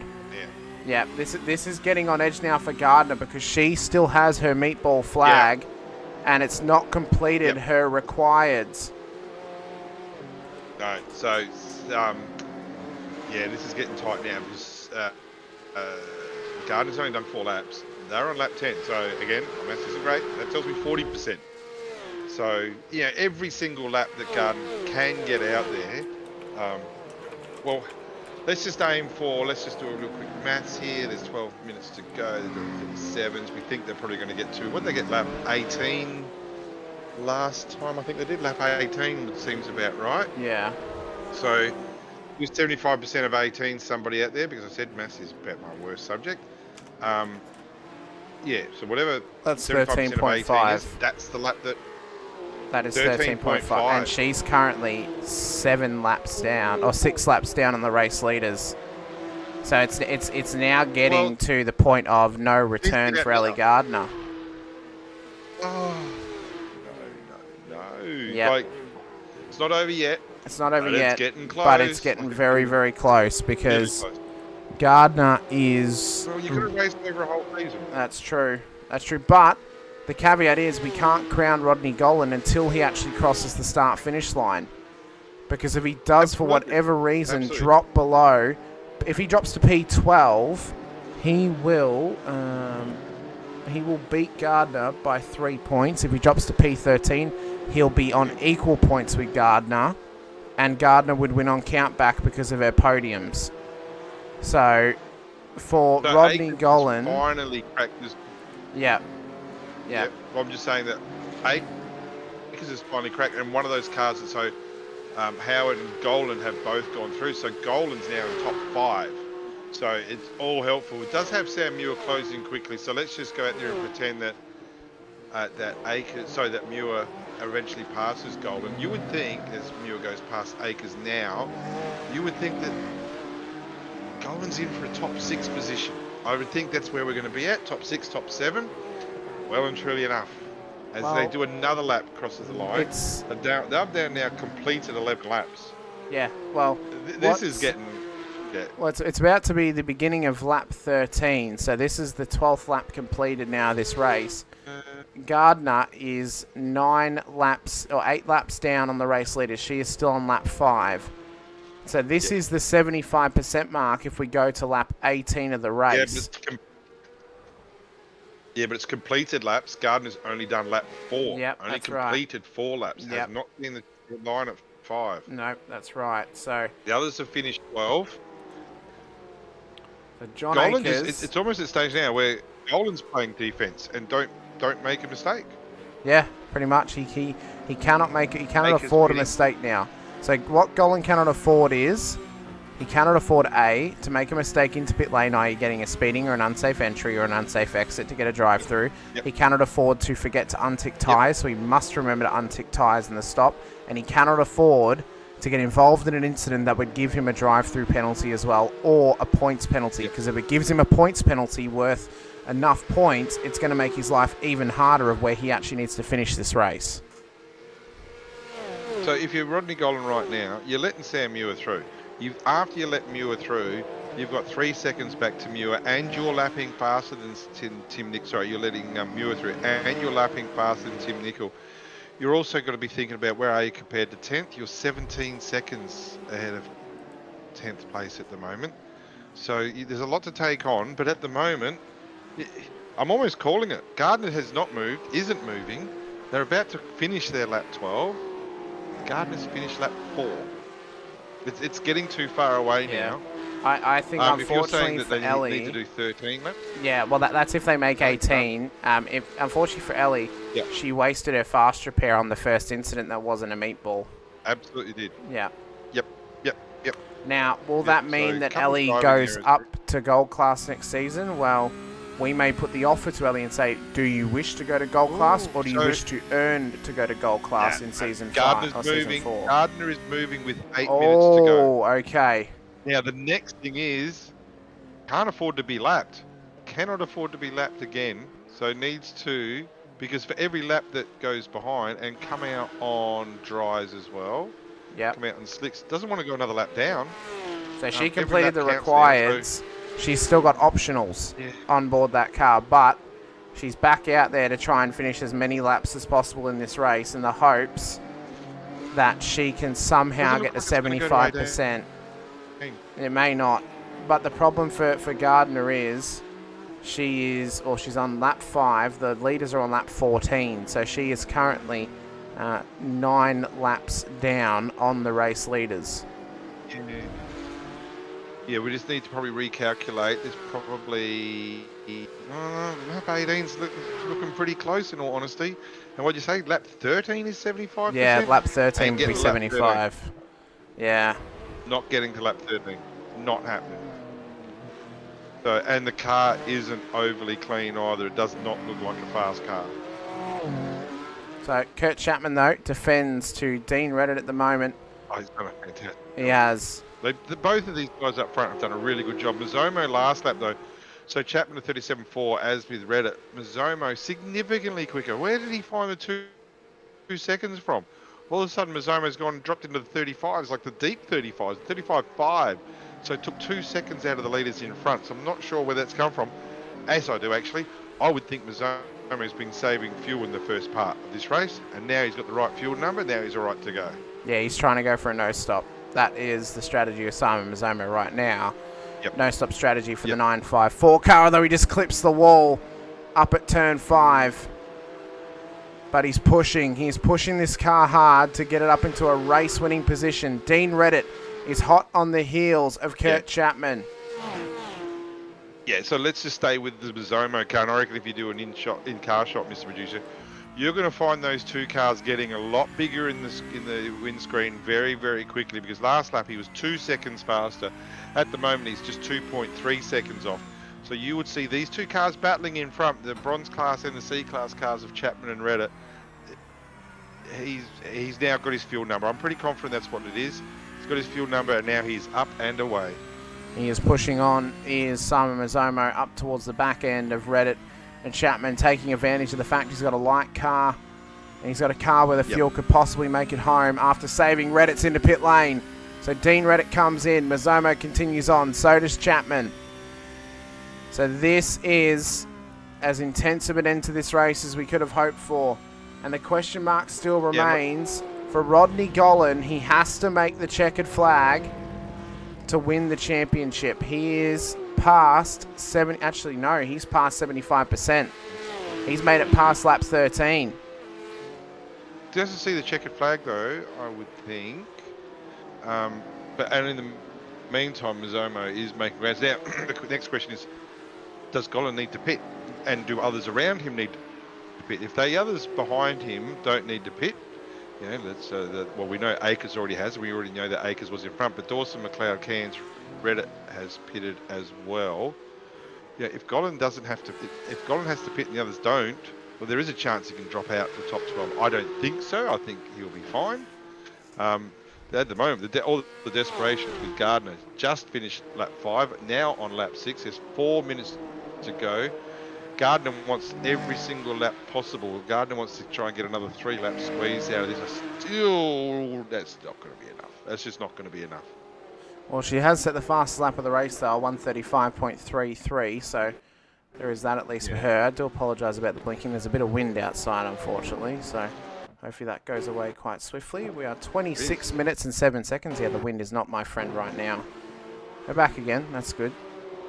Bloody wind. Annoying with my internet. So, Mazomo's in pit lane. Chapman's gone again. When does Gollan come into pit road? Does he need a pit in this race? Oh my God, can you please just settle? So that wipes away my idea with Mazomo fuel saving, because so the pace that Chapman has been showing is actually genuine compared to the field around now. Logan Howard's in second place, 4.5 seconds in front of Sam Muir. Sam Muir's the interesting one because we know how good he is with putting numbers together and the strategy that he uses and targeting, etc., etc. And so he's the interesting one, whether he has to pit or whether he can just hold on and just drive through the field. Don't forget, though, last race we did have a safety car, and our potential race winner in that coming second, Angus Lawford, still ran out of fuel. There's been no safety car here, so if these guys have saved enough fuel, they've done an exceptional job. They've done a fantastic job all throughout. I'm currently... Hasn't done it yet, though. No, that's right. That's right. I am just perusing the rules just to see how we've actually worded the finishing and classification. To be classified as a finisher, a car must have covered at least 75% of the total time covered by the winner, rounded up to the nearest full number of minutes. Laps are counted in the preliminary classification from iRacing. Yep. Okay, so for Gardner, but it says there minutes. Yes, it says minutes. Now, how are you going to work? She's 15 minutes. She's 15 minutes off the race leader at the moment, so she's 15 minutes down. So she would have to be within 7 minutes of the race leader to be classified at 75%. Yeah. I think a rule change could be looked upon next year and just keep it really simple with yourself and just do total amount of laps. Yeah. Because safety cars and things like that. But at the moment, there's you got to feel for Ellie, but the season goes every race, and the season goes to the finish line, and didn't do the job in the last race that counts. So at the moment, it's all eyes towards Alan Dawson, who's done. Rodney Gollan. The car 316 done a fantastic job. P7 at the moment. there's no fear in regards to pit stops. Everybody has now done a pit stop except for Ben Pedersen. Ben Pedersen has done one. He pitted on that 5. Yeah. Fleming and Cairns are yet to pit at this stage, so they're yet to come in. But for Rodney Gollan, Kurt Chapman's got a black flag. So Kurt Chapman's going to have to drive through pit lane, so that'll be an extra position there for Rodney Gollan. So Dean Reddit is now the race leader. Pit lane? It must have been speeding in pit lane for getting that black flag. Mazzomo's P2 as well, but hot on the heels of Dean Reddit at the moment. So there's pressure building here for the race win. Could Reddit get himself an overall victory, or could Mazzomo return to form in the final hours of this season? And with one lap to go in this race... If you said to me at the start of this race it's going to be a Wright versus 9.5 battle for the lead, I'd say there's no surprises there. Oh, they're getting into it though. They're getting into it. Mazzomo wants the inside of Reddit, but Reddit turned over on him at 12. This is heating up with them. Chapman's in now for the drive-through. Watch for Muir. Watch for Muir. Now, if you said to me that it was 9.5 versus Wright in the last lap on my bingo card, I would not have had Mazzomo and Reddit, but it's great to see different cars out there. That's going to be reviewed. Reddit called it in straight away. I don't want to be a steward on that one. Certainly, there was some unnecessary contact, that's for sure. It'll be interesting to see how that's judged. Well, what we've got is a beautiful crescendo for the final lap of this season. For the final time that Belle Isle is our finale round before moving to home soil for Adelaide for the foreseeable future. There's been contact with Chapman and John Akers down at turn 3, so those guys have now dropped positions as well. Wow. It's all gone south. Chapman at the end there. So for Simon Mazzomo, it looks to be a race victory, but Sam Muir's just gotten past Reddit. Reddit's made a massive dive bomb and contacted with Muir into turn 7. That lets Howard through. So Howard now up into P2. This is heating up for them. Howard at P2, and with a bit of doubt over the race leader, Mazzomo, at the moment. So who's under investigation. Yep. So as we come round, final few corners, John Akers just had an incident as well, but for the final time at Belle Isle, we say farewell for a finale round. And the sun will rise again for another season. It sets for season 3 as Mazzomo wins the final race of season 3 this evening. Howard P2, Reddit in P3, Muir, Dawson, Rodney Gollan will win the Silver Class Championship at the very last moment after what was heartbreak for Ellie Gardner.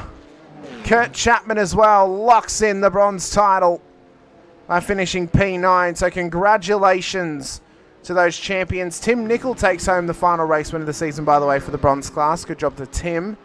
Reddit won it for the silvers, of course, unless there is a penalty coming his way, which there very well may be. Could be. Which could give it to Rodney Gollan. But it's a championship finished. It's a title fight done. And it's heartbreak for some, but elation for others as we officially crown Sam Muir the overall VRS Porsche Cup Series Season 3 champion. I think he may have actually managed a field. Extremely well deserved, so congratulations to Sam. And congratulations to all of our winners of their divisions. Well deserved. Ellie Gardner's left the server, I understand. A bit disappointed, but at the end of the day, stole defeat from the jaws of victory, so unlucky. But probably might have been a bit flustered as well, having power failures throughout the night. But woulda, coulda, shoulda. At the end of the day, congratulations to all, and cracking season. And there could be a first-time race winner still to come. Logan Howard came P2 there. There is that investigation. As happy as I'd be for Mez, who's been a previous champion, and again, well-deserved there, I'd love to see Logan Howard get this result because it would do nothing but good for his confidence for next season. Well, we're just waiting for the race results to finalise now off of race 2 this evening. But what a round it was. What a season it's been as well. Sam Muir, the gold class and overall champion. First back-to-back champion. 9.5 Sim Sports have now got 2 championship trophies in their cabinets, and Sam won it last season as a privateer. And it means that Kurt Chapman will take home another privateer championship as well, this time for bronze class honours. And Rodney Gollan will take home the silver title for Riot Sim Racing as well. We await our champions to come in and have a chat to us. I will just quickly message Mr. Race Controller Greg Favell. Yep, so before we interview anyone, so this is a team event. We spoke about that a lot last Monday, so credit where credit's due to the 9-5 team, so with Sam Muir and partners, including Simon Mazzomo. Congratulations, I'm sure Sean McNamara will be very happy. It's good to put a trophy in the cabinet for the team, and it's well deserved. And it's great that leagues such as this, offer the opportunity for these teams to get involved and to take home a trophy. And so, Sam Muir very, very much deserves this. Very, very much deserves. And I hope for the next 2 weeks he can sit back and relax a little bit and enjoy the fact that you've won the season. Don't just look forward at the moment. Just sit back and enjoy the fact you take next week off and enjoy the fact that you've won another championship, which is so well deserved. So congratulations to all those in Team 9-5. To Team Riot, it hasn't been the worst season, well, but I would imagine next season the elbows might be out a little bit more. Well, Logan Howard has gone into the green room. Unfortunately, Logan Howard is not the race winner this evening, so he actually doesn't get an interview, unfortunately, for Logan. We only interview... Well, hang on. How do you know he's not the racing interview? So Mazzomo got an NFA for the incident with Dean Reddit, so He has won the race. Okay. So Mazzomo is the race winner. So Logan, unfortunately, is not getting an interview this evening as he didn't win the race. We only interview our class winners. Tonight we're doing it differently. We're only interviewing our final race winner and our champions, beginning with our overall and gold class champion as well in Sam Muir of 9-5 Sim Sports. Sam, congratulations. Not only are you the champion this season, you are the first back-to-back champion in the VRS Porsche Cup Series as well. Congratulations, my friend. Very, very well done this season. Talk us through it, because that was a tough run for you all throughout. Yeah, thanks, Hamish. G'day, Brenton. Yeah, G'day. Relieved that it's over. It was quite an intense season. It was awesome going to battle with Benny and the Riot boys every single week. They put up an awesome fight, and a bit different to the way that my seasons usually go. Usually, we're just sort of banking on our consistency just to sort of put us there or thereabouts. But really put a lot of work in this season to actually try and find a bit of pace and add a few more wins to that win column, which we were able to do. So really, really happy with how the season played out. Well, the question now is to become, Sam, I know you signed up for next season. You're hoping to go three-peat? Yeah, we'll do our best. We'll wait and see what the new beast with the new Porsche is going to be like, and where our pace is at, and if we enjoy it or not. Because obviously introducing the assist, it's going to fundamentally change how the car's driven, and so going to be a really good challenge for us next season, and looking forward to it overall. So hopefully we can put up a three-peat, but it's all going to come down to how we can adapt to the car. Well, we're hoping that throughout December we're going to be just checking the settings of the 2.0 to see how we can set it up, whether we can set it up so drivers can decide to turn off traction control. We may leave ABS turned on because of the fact that is how the Australian build of the Porsche Cup car is. If we can turn off both, we may go that route. If we cannot turn off both, then it's up to the drivers to turn them off. Then we go that route as well. We'll have discussions with drivers. The one thing we do know is the first 2 rounds of the season will be in this current build of the Cup car, the 992 1.0. We won't go to the 2.0 until January 5th in our first round of 2026. So we'll have 2 last rounds in this car as we check all the settings for the 2.0 heading into next season, and figure out how we're going to set them up for you guys. It'll be a development season, of course, as always. We're welcoming feedback on how we can set up the cars so everyone has an enjoyable time.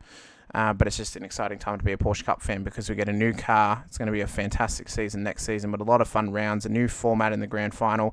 Both the last 2 rounds undroppable as well. It's going to make winning a championship that little bit tougher. Yeah, it certainly will, and looking forward to it. There's always something new here in IRWC to keep us on our toes, which is good. And yeah, I think that strategy that you laid out's the smartest one. There's potential for bugs and that sort of stuff for a new car as well. So hopefully by January, everyone would have been able to put in some laps and get used to the car, and then yeah, jump into it in round 3 moving forward. So that should be cool.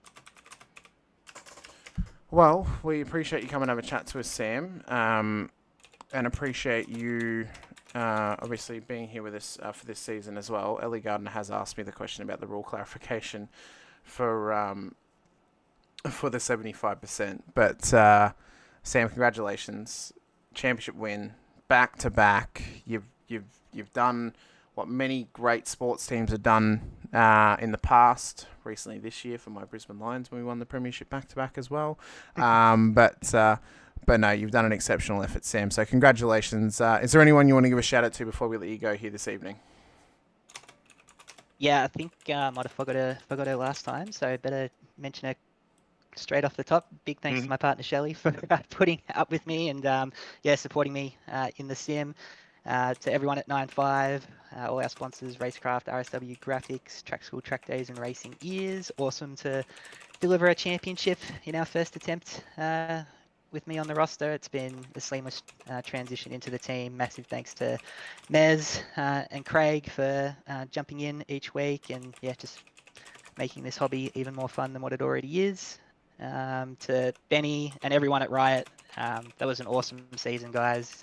I think Benny's a bit like a Ricky Bobby character. He probably thinks if you ain't first, you're last. So he's probably not happy with P2, but still lots to be proud of there, mate. It was awesome going to battle this season, and I think both teams can be really proud of the way that they sort of attacked this season. It was an intense sort of rivalry, if you like. There's a lot of respect between the two teams, and hopefully those boys are back on the grid for next season. And finally, to everyone at IRWC, this is an awesome league. I think I said it this time last season. There's nowhere else that I'd rather be racing on a Monday night, and that's the biggest compliment that you can give a league. So you guys are doing a lot right, especially since this league didn't exist this time 12 months ago.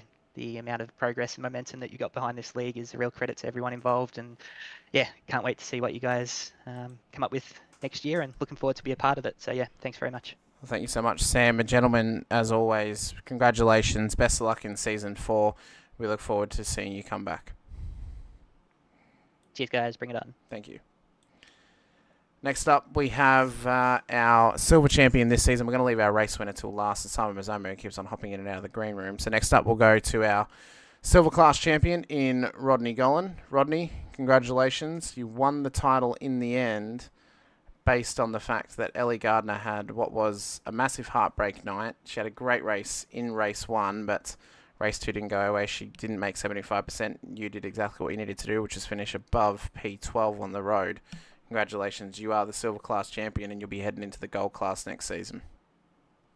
Oh, thanks for that, mate. Yeah, I was trying to do some maths before and figure out how many points I needed. I thought, I really need Ellie to have a shocker and just myself to be the consistent racer that I've been all season, and might just have a chance, but there you go.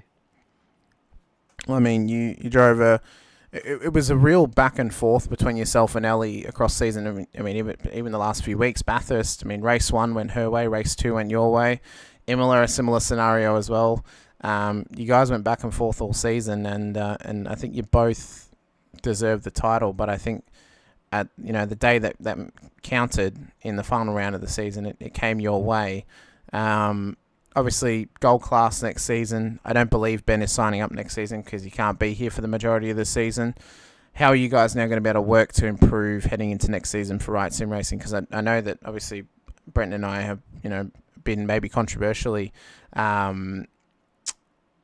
sort of breaking down about the team tactics of defending, but are you guys just going to head out there, try and work together as best you can, see which one of you could maybe challenge Sam next season, whether it's Stefan, Alan, or possibly even yourself, if you can find some pace over the next few weeks? Wow, that'd be a big call on my behalf if I could find that sort of pace across all the tracks.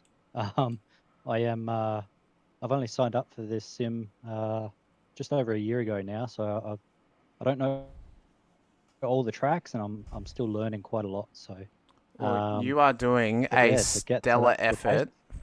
You're doing a stellar effort for someone who's only been on the sim for about 12 months in iRacing. Yeah, like you should feel very proud of the fact that you are, amongst a class of drivers that, a good half of them are above 3 or 4K I rating. I mean, that's an incredible effort for yourself, and you've shown grit and determination this season. I mean, I'm sure through self-reflection, there's things that you wish to improve upon, like any other driver out there. But when it counted and when it mattered most, you made the most of it.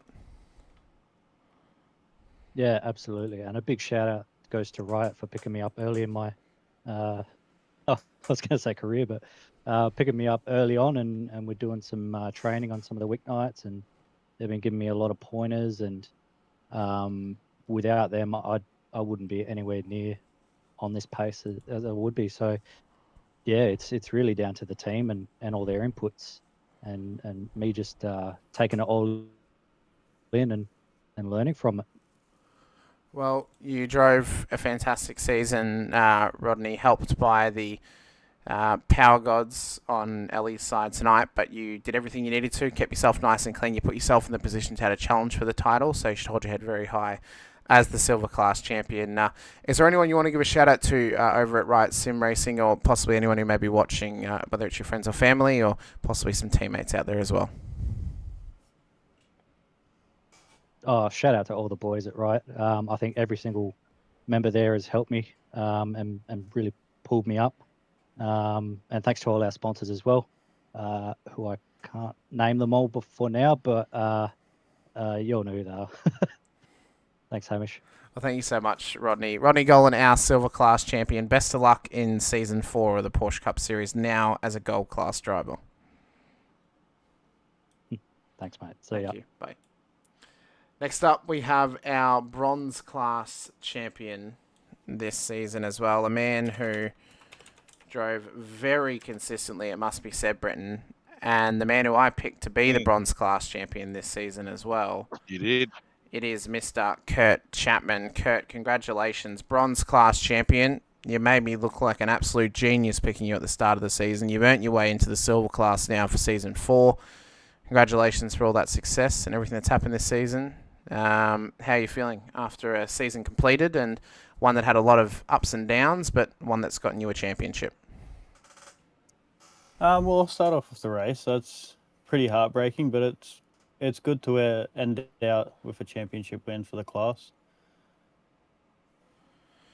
Well, next season, how are you hoping you can possibly perform? I mean, you had pretty good pace with John Akers this season, who we of course moved up early.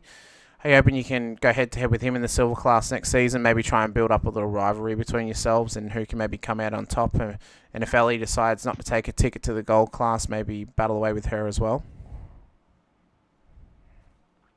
Yeah, I'll be interested to keep mixing it up with the silvers and the golds, like I have the last couple of rounds since Zandvoort. I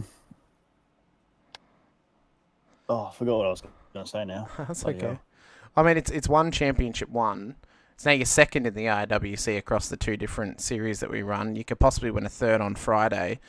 Are you having to contact IKEA yet for sponsorship to get yourself a trophy cabinet? Not quite yet, but don't curse it for me, please. Well, Kurt, you drove an incredible season. A massive congratulations to you on the bronze class championship victory.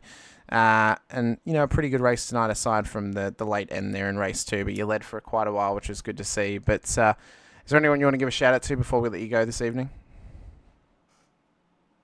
I'll give a shout out to IRWC for hosting the event and Infinity Broadcasting for broadcasting it. Well, thank you so much for coming and have a chat to us, Kurt. Best of luck in Season 4 and best of luck on Friday night, where you'll try and go back-to-back as the Rodnott Cup champion as well. Thank you. Thank you. Next up, ladies and gentlemen, we have our overall race winner here this evening of the final round of the season. Coming in and a little while between drinks, it is Simon Mazzomo. Mez, congratulations. Started P12 in race 2, P1 on the road in the end. You looked like you had a bit of a rocket ship underneath your seat before the first pit stop. You were on fire out there. tonight, and finally got yourself a race win here on the streets of Detroit. Congratulations. Thank you. That's that second win of the season? No, I won last season. I didn't win this season. Yeah, that's the first one for the season. Yeah. Immediately I joked to myself a little bit. I was like, wouldn't it be ironic if I managed to come away with a win tonight? Because it was raining. It's the first time we've actually probably had a wet track for the series, and it's like I'm sort of, being a bit modest, a bit of a wet weather genius for some reason.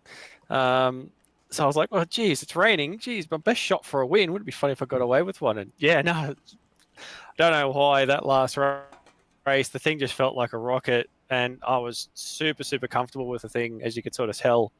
Everyone else was like sliding around, but I just managed to find where the grip was all the time, and just can't really describe it. It was just an awesome race, and just so cool to drive through and get the win, especially starting from 12th.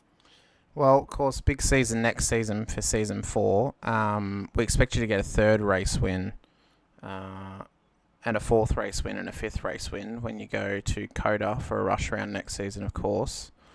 There is 4 variable weather races on offer next season as well. So could they be other opportunities for you to take race wins? Who knows? But I know you're excited about Coda for next season, obviously. It's like, I don't know if anyone else knows that possibly, but what else are you excited for in season 4? I'll be honest, just in general, the calendar looks really, really good. Obviously, Coda is going to be one of my favorites. It's a track that I think unjustly gets a bad rep. I think it's a great track to race on. It is very select in which cars work there. The Porsches probably might not work there that well, but who cares? I get to race Porsches at Coda. But yeah, a lot of the new tracks are coming in as well. So it's like we've got Miami and Adelaide as well. Adelaide should be fun. I'm not the biggest Adelaide fan, but hell, it's an Australian track on iRacing, so I'm not going to complain. The more we have there, the better.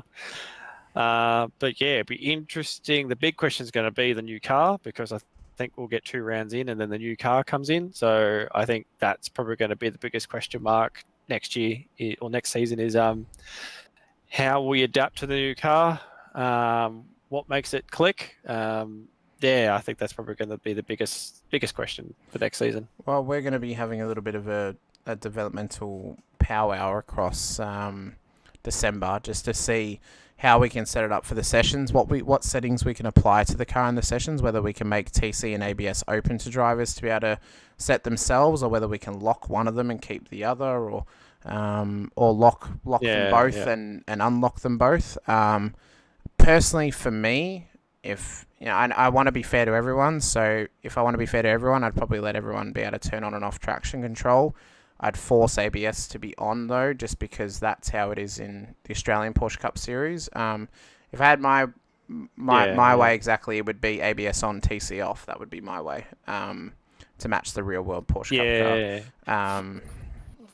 From what I've heard, and I was talking to Chris Challenger, is pretty active in the Porsche Cup Discord, and what he was sort of saying is the traction control doesn't really matter, because the rear end apparently has that much grip. Even if you turn TC off, it doesn't matter. The thing just sticks. So, but yeah, it's a hard one, because like you can sort of tell by a lot of the reaction by the Cup drivers, we're not too thrilled that it's coming with ABS. But as you said, the real world races it, so it's either something that we've just got to adjust to.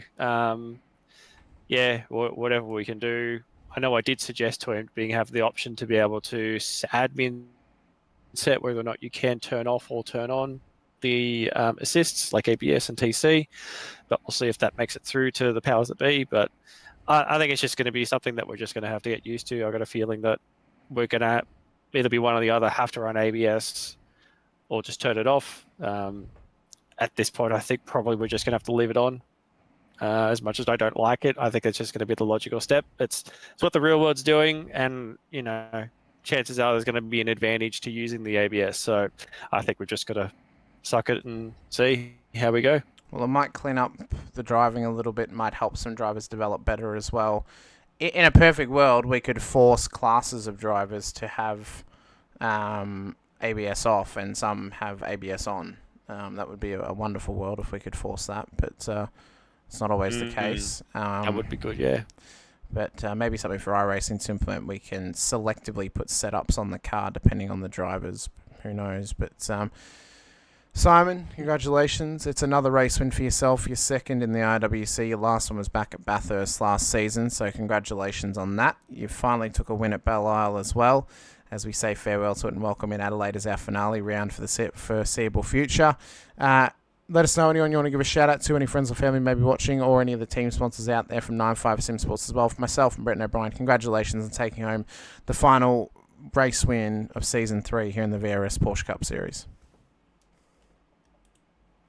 A big cheers to you guys for putting on the broadcast and doing the commentary every week. It's greatly appreciated. Big thanks to IRWC for putting it on season 3, and yeah, we just keep coming back, and honestly, it just keeps better and better every season. It's just more competitive, better drivers, and it just gets closer and closer every time. So it just speaks for how good this series is. So big thanks, obviously, to our teammates. Sam, congrats on going back to back. Gets to keep the number one off me again and for another season. Craig as well. I know Pat jumped in for the wild card as well. Big shout out to the team, Sean, obviously, for the manager, for always keeping in us to try and learn and improve and get better. And yeah, definitely as a team, we are definitely doing that. And shout out to our sponsors, Racecraft, RSW Graphics, Track School Track Days, Racing Ears, and yeah, thanks again for another great season. Thanks so much, Mez, for coming and have a chat to us. Best of luck in Season 4.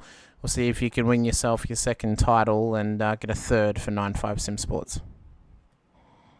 All right, thanks, guys. Thank you.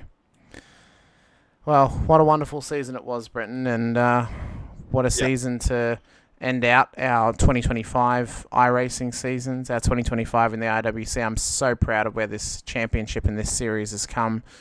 I'm so proud of where this league has come as well. We've got one race to go in our league before we wrap up our what is technically Season 4 of iRacing for 2025, and we begin Season 1 of 2026.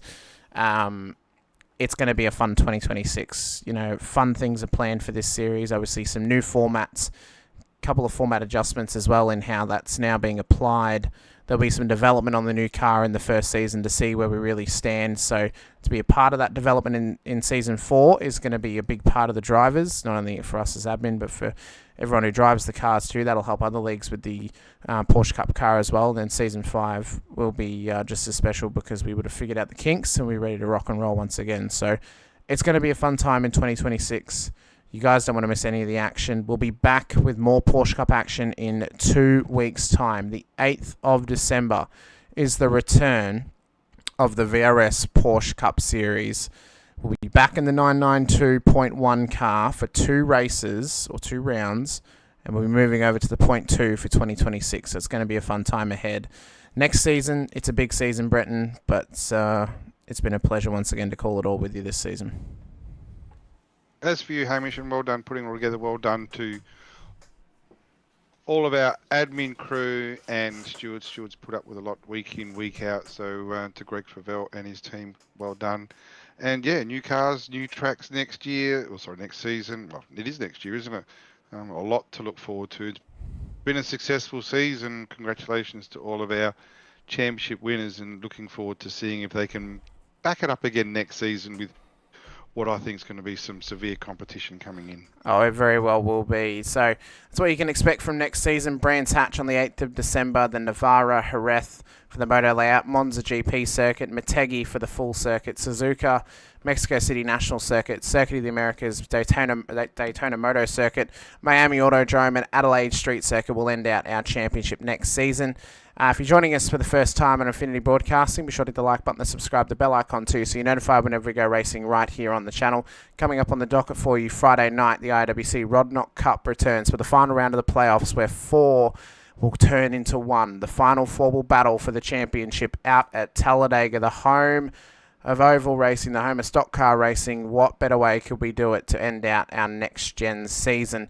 And then coming up Saturday night, 8:30 p.m. Australian Eastern Daylight Savings Time, myself and Brett Fisher in the booth for the final round of the 25th season of the Racecraft Simulations V8 Veterans Championship for Split 2 as we go racing out at the Saxon Ring. Monday morning, 11:50 a.m, we go racing with our first international series here on Infinity Broadcasting as Highside Motorsports begins their season out at Nashville Super Speedway as well.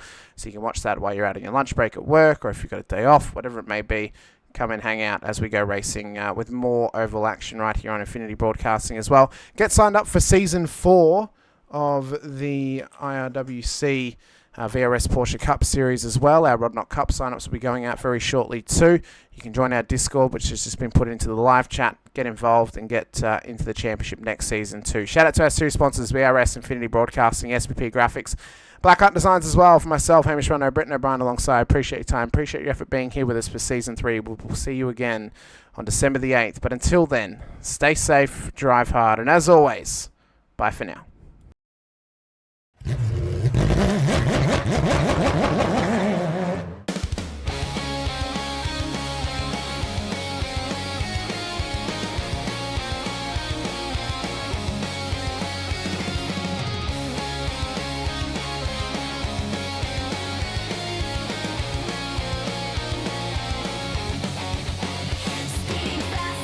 Control, feel the thunder in my soul. Through the danger, through the pain, only one thing to do to get to victory lane. Taking risks, full send, and in the end, be the best. It's taken over, cannot contain the desire to get to victory lane.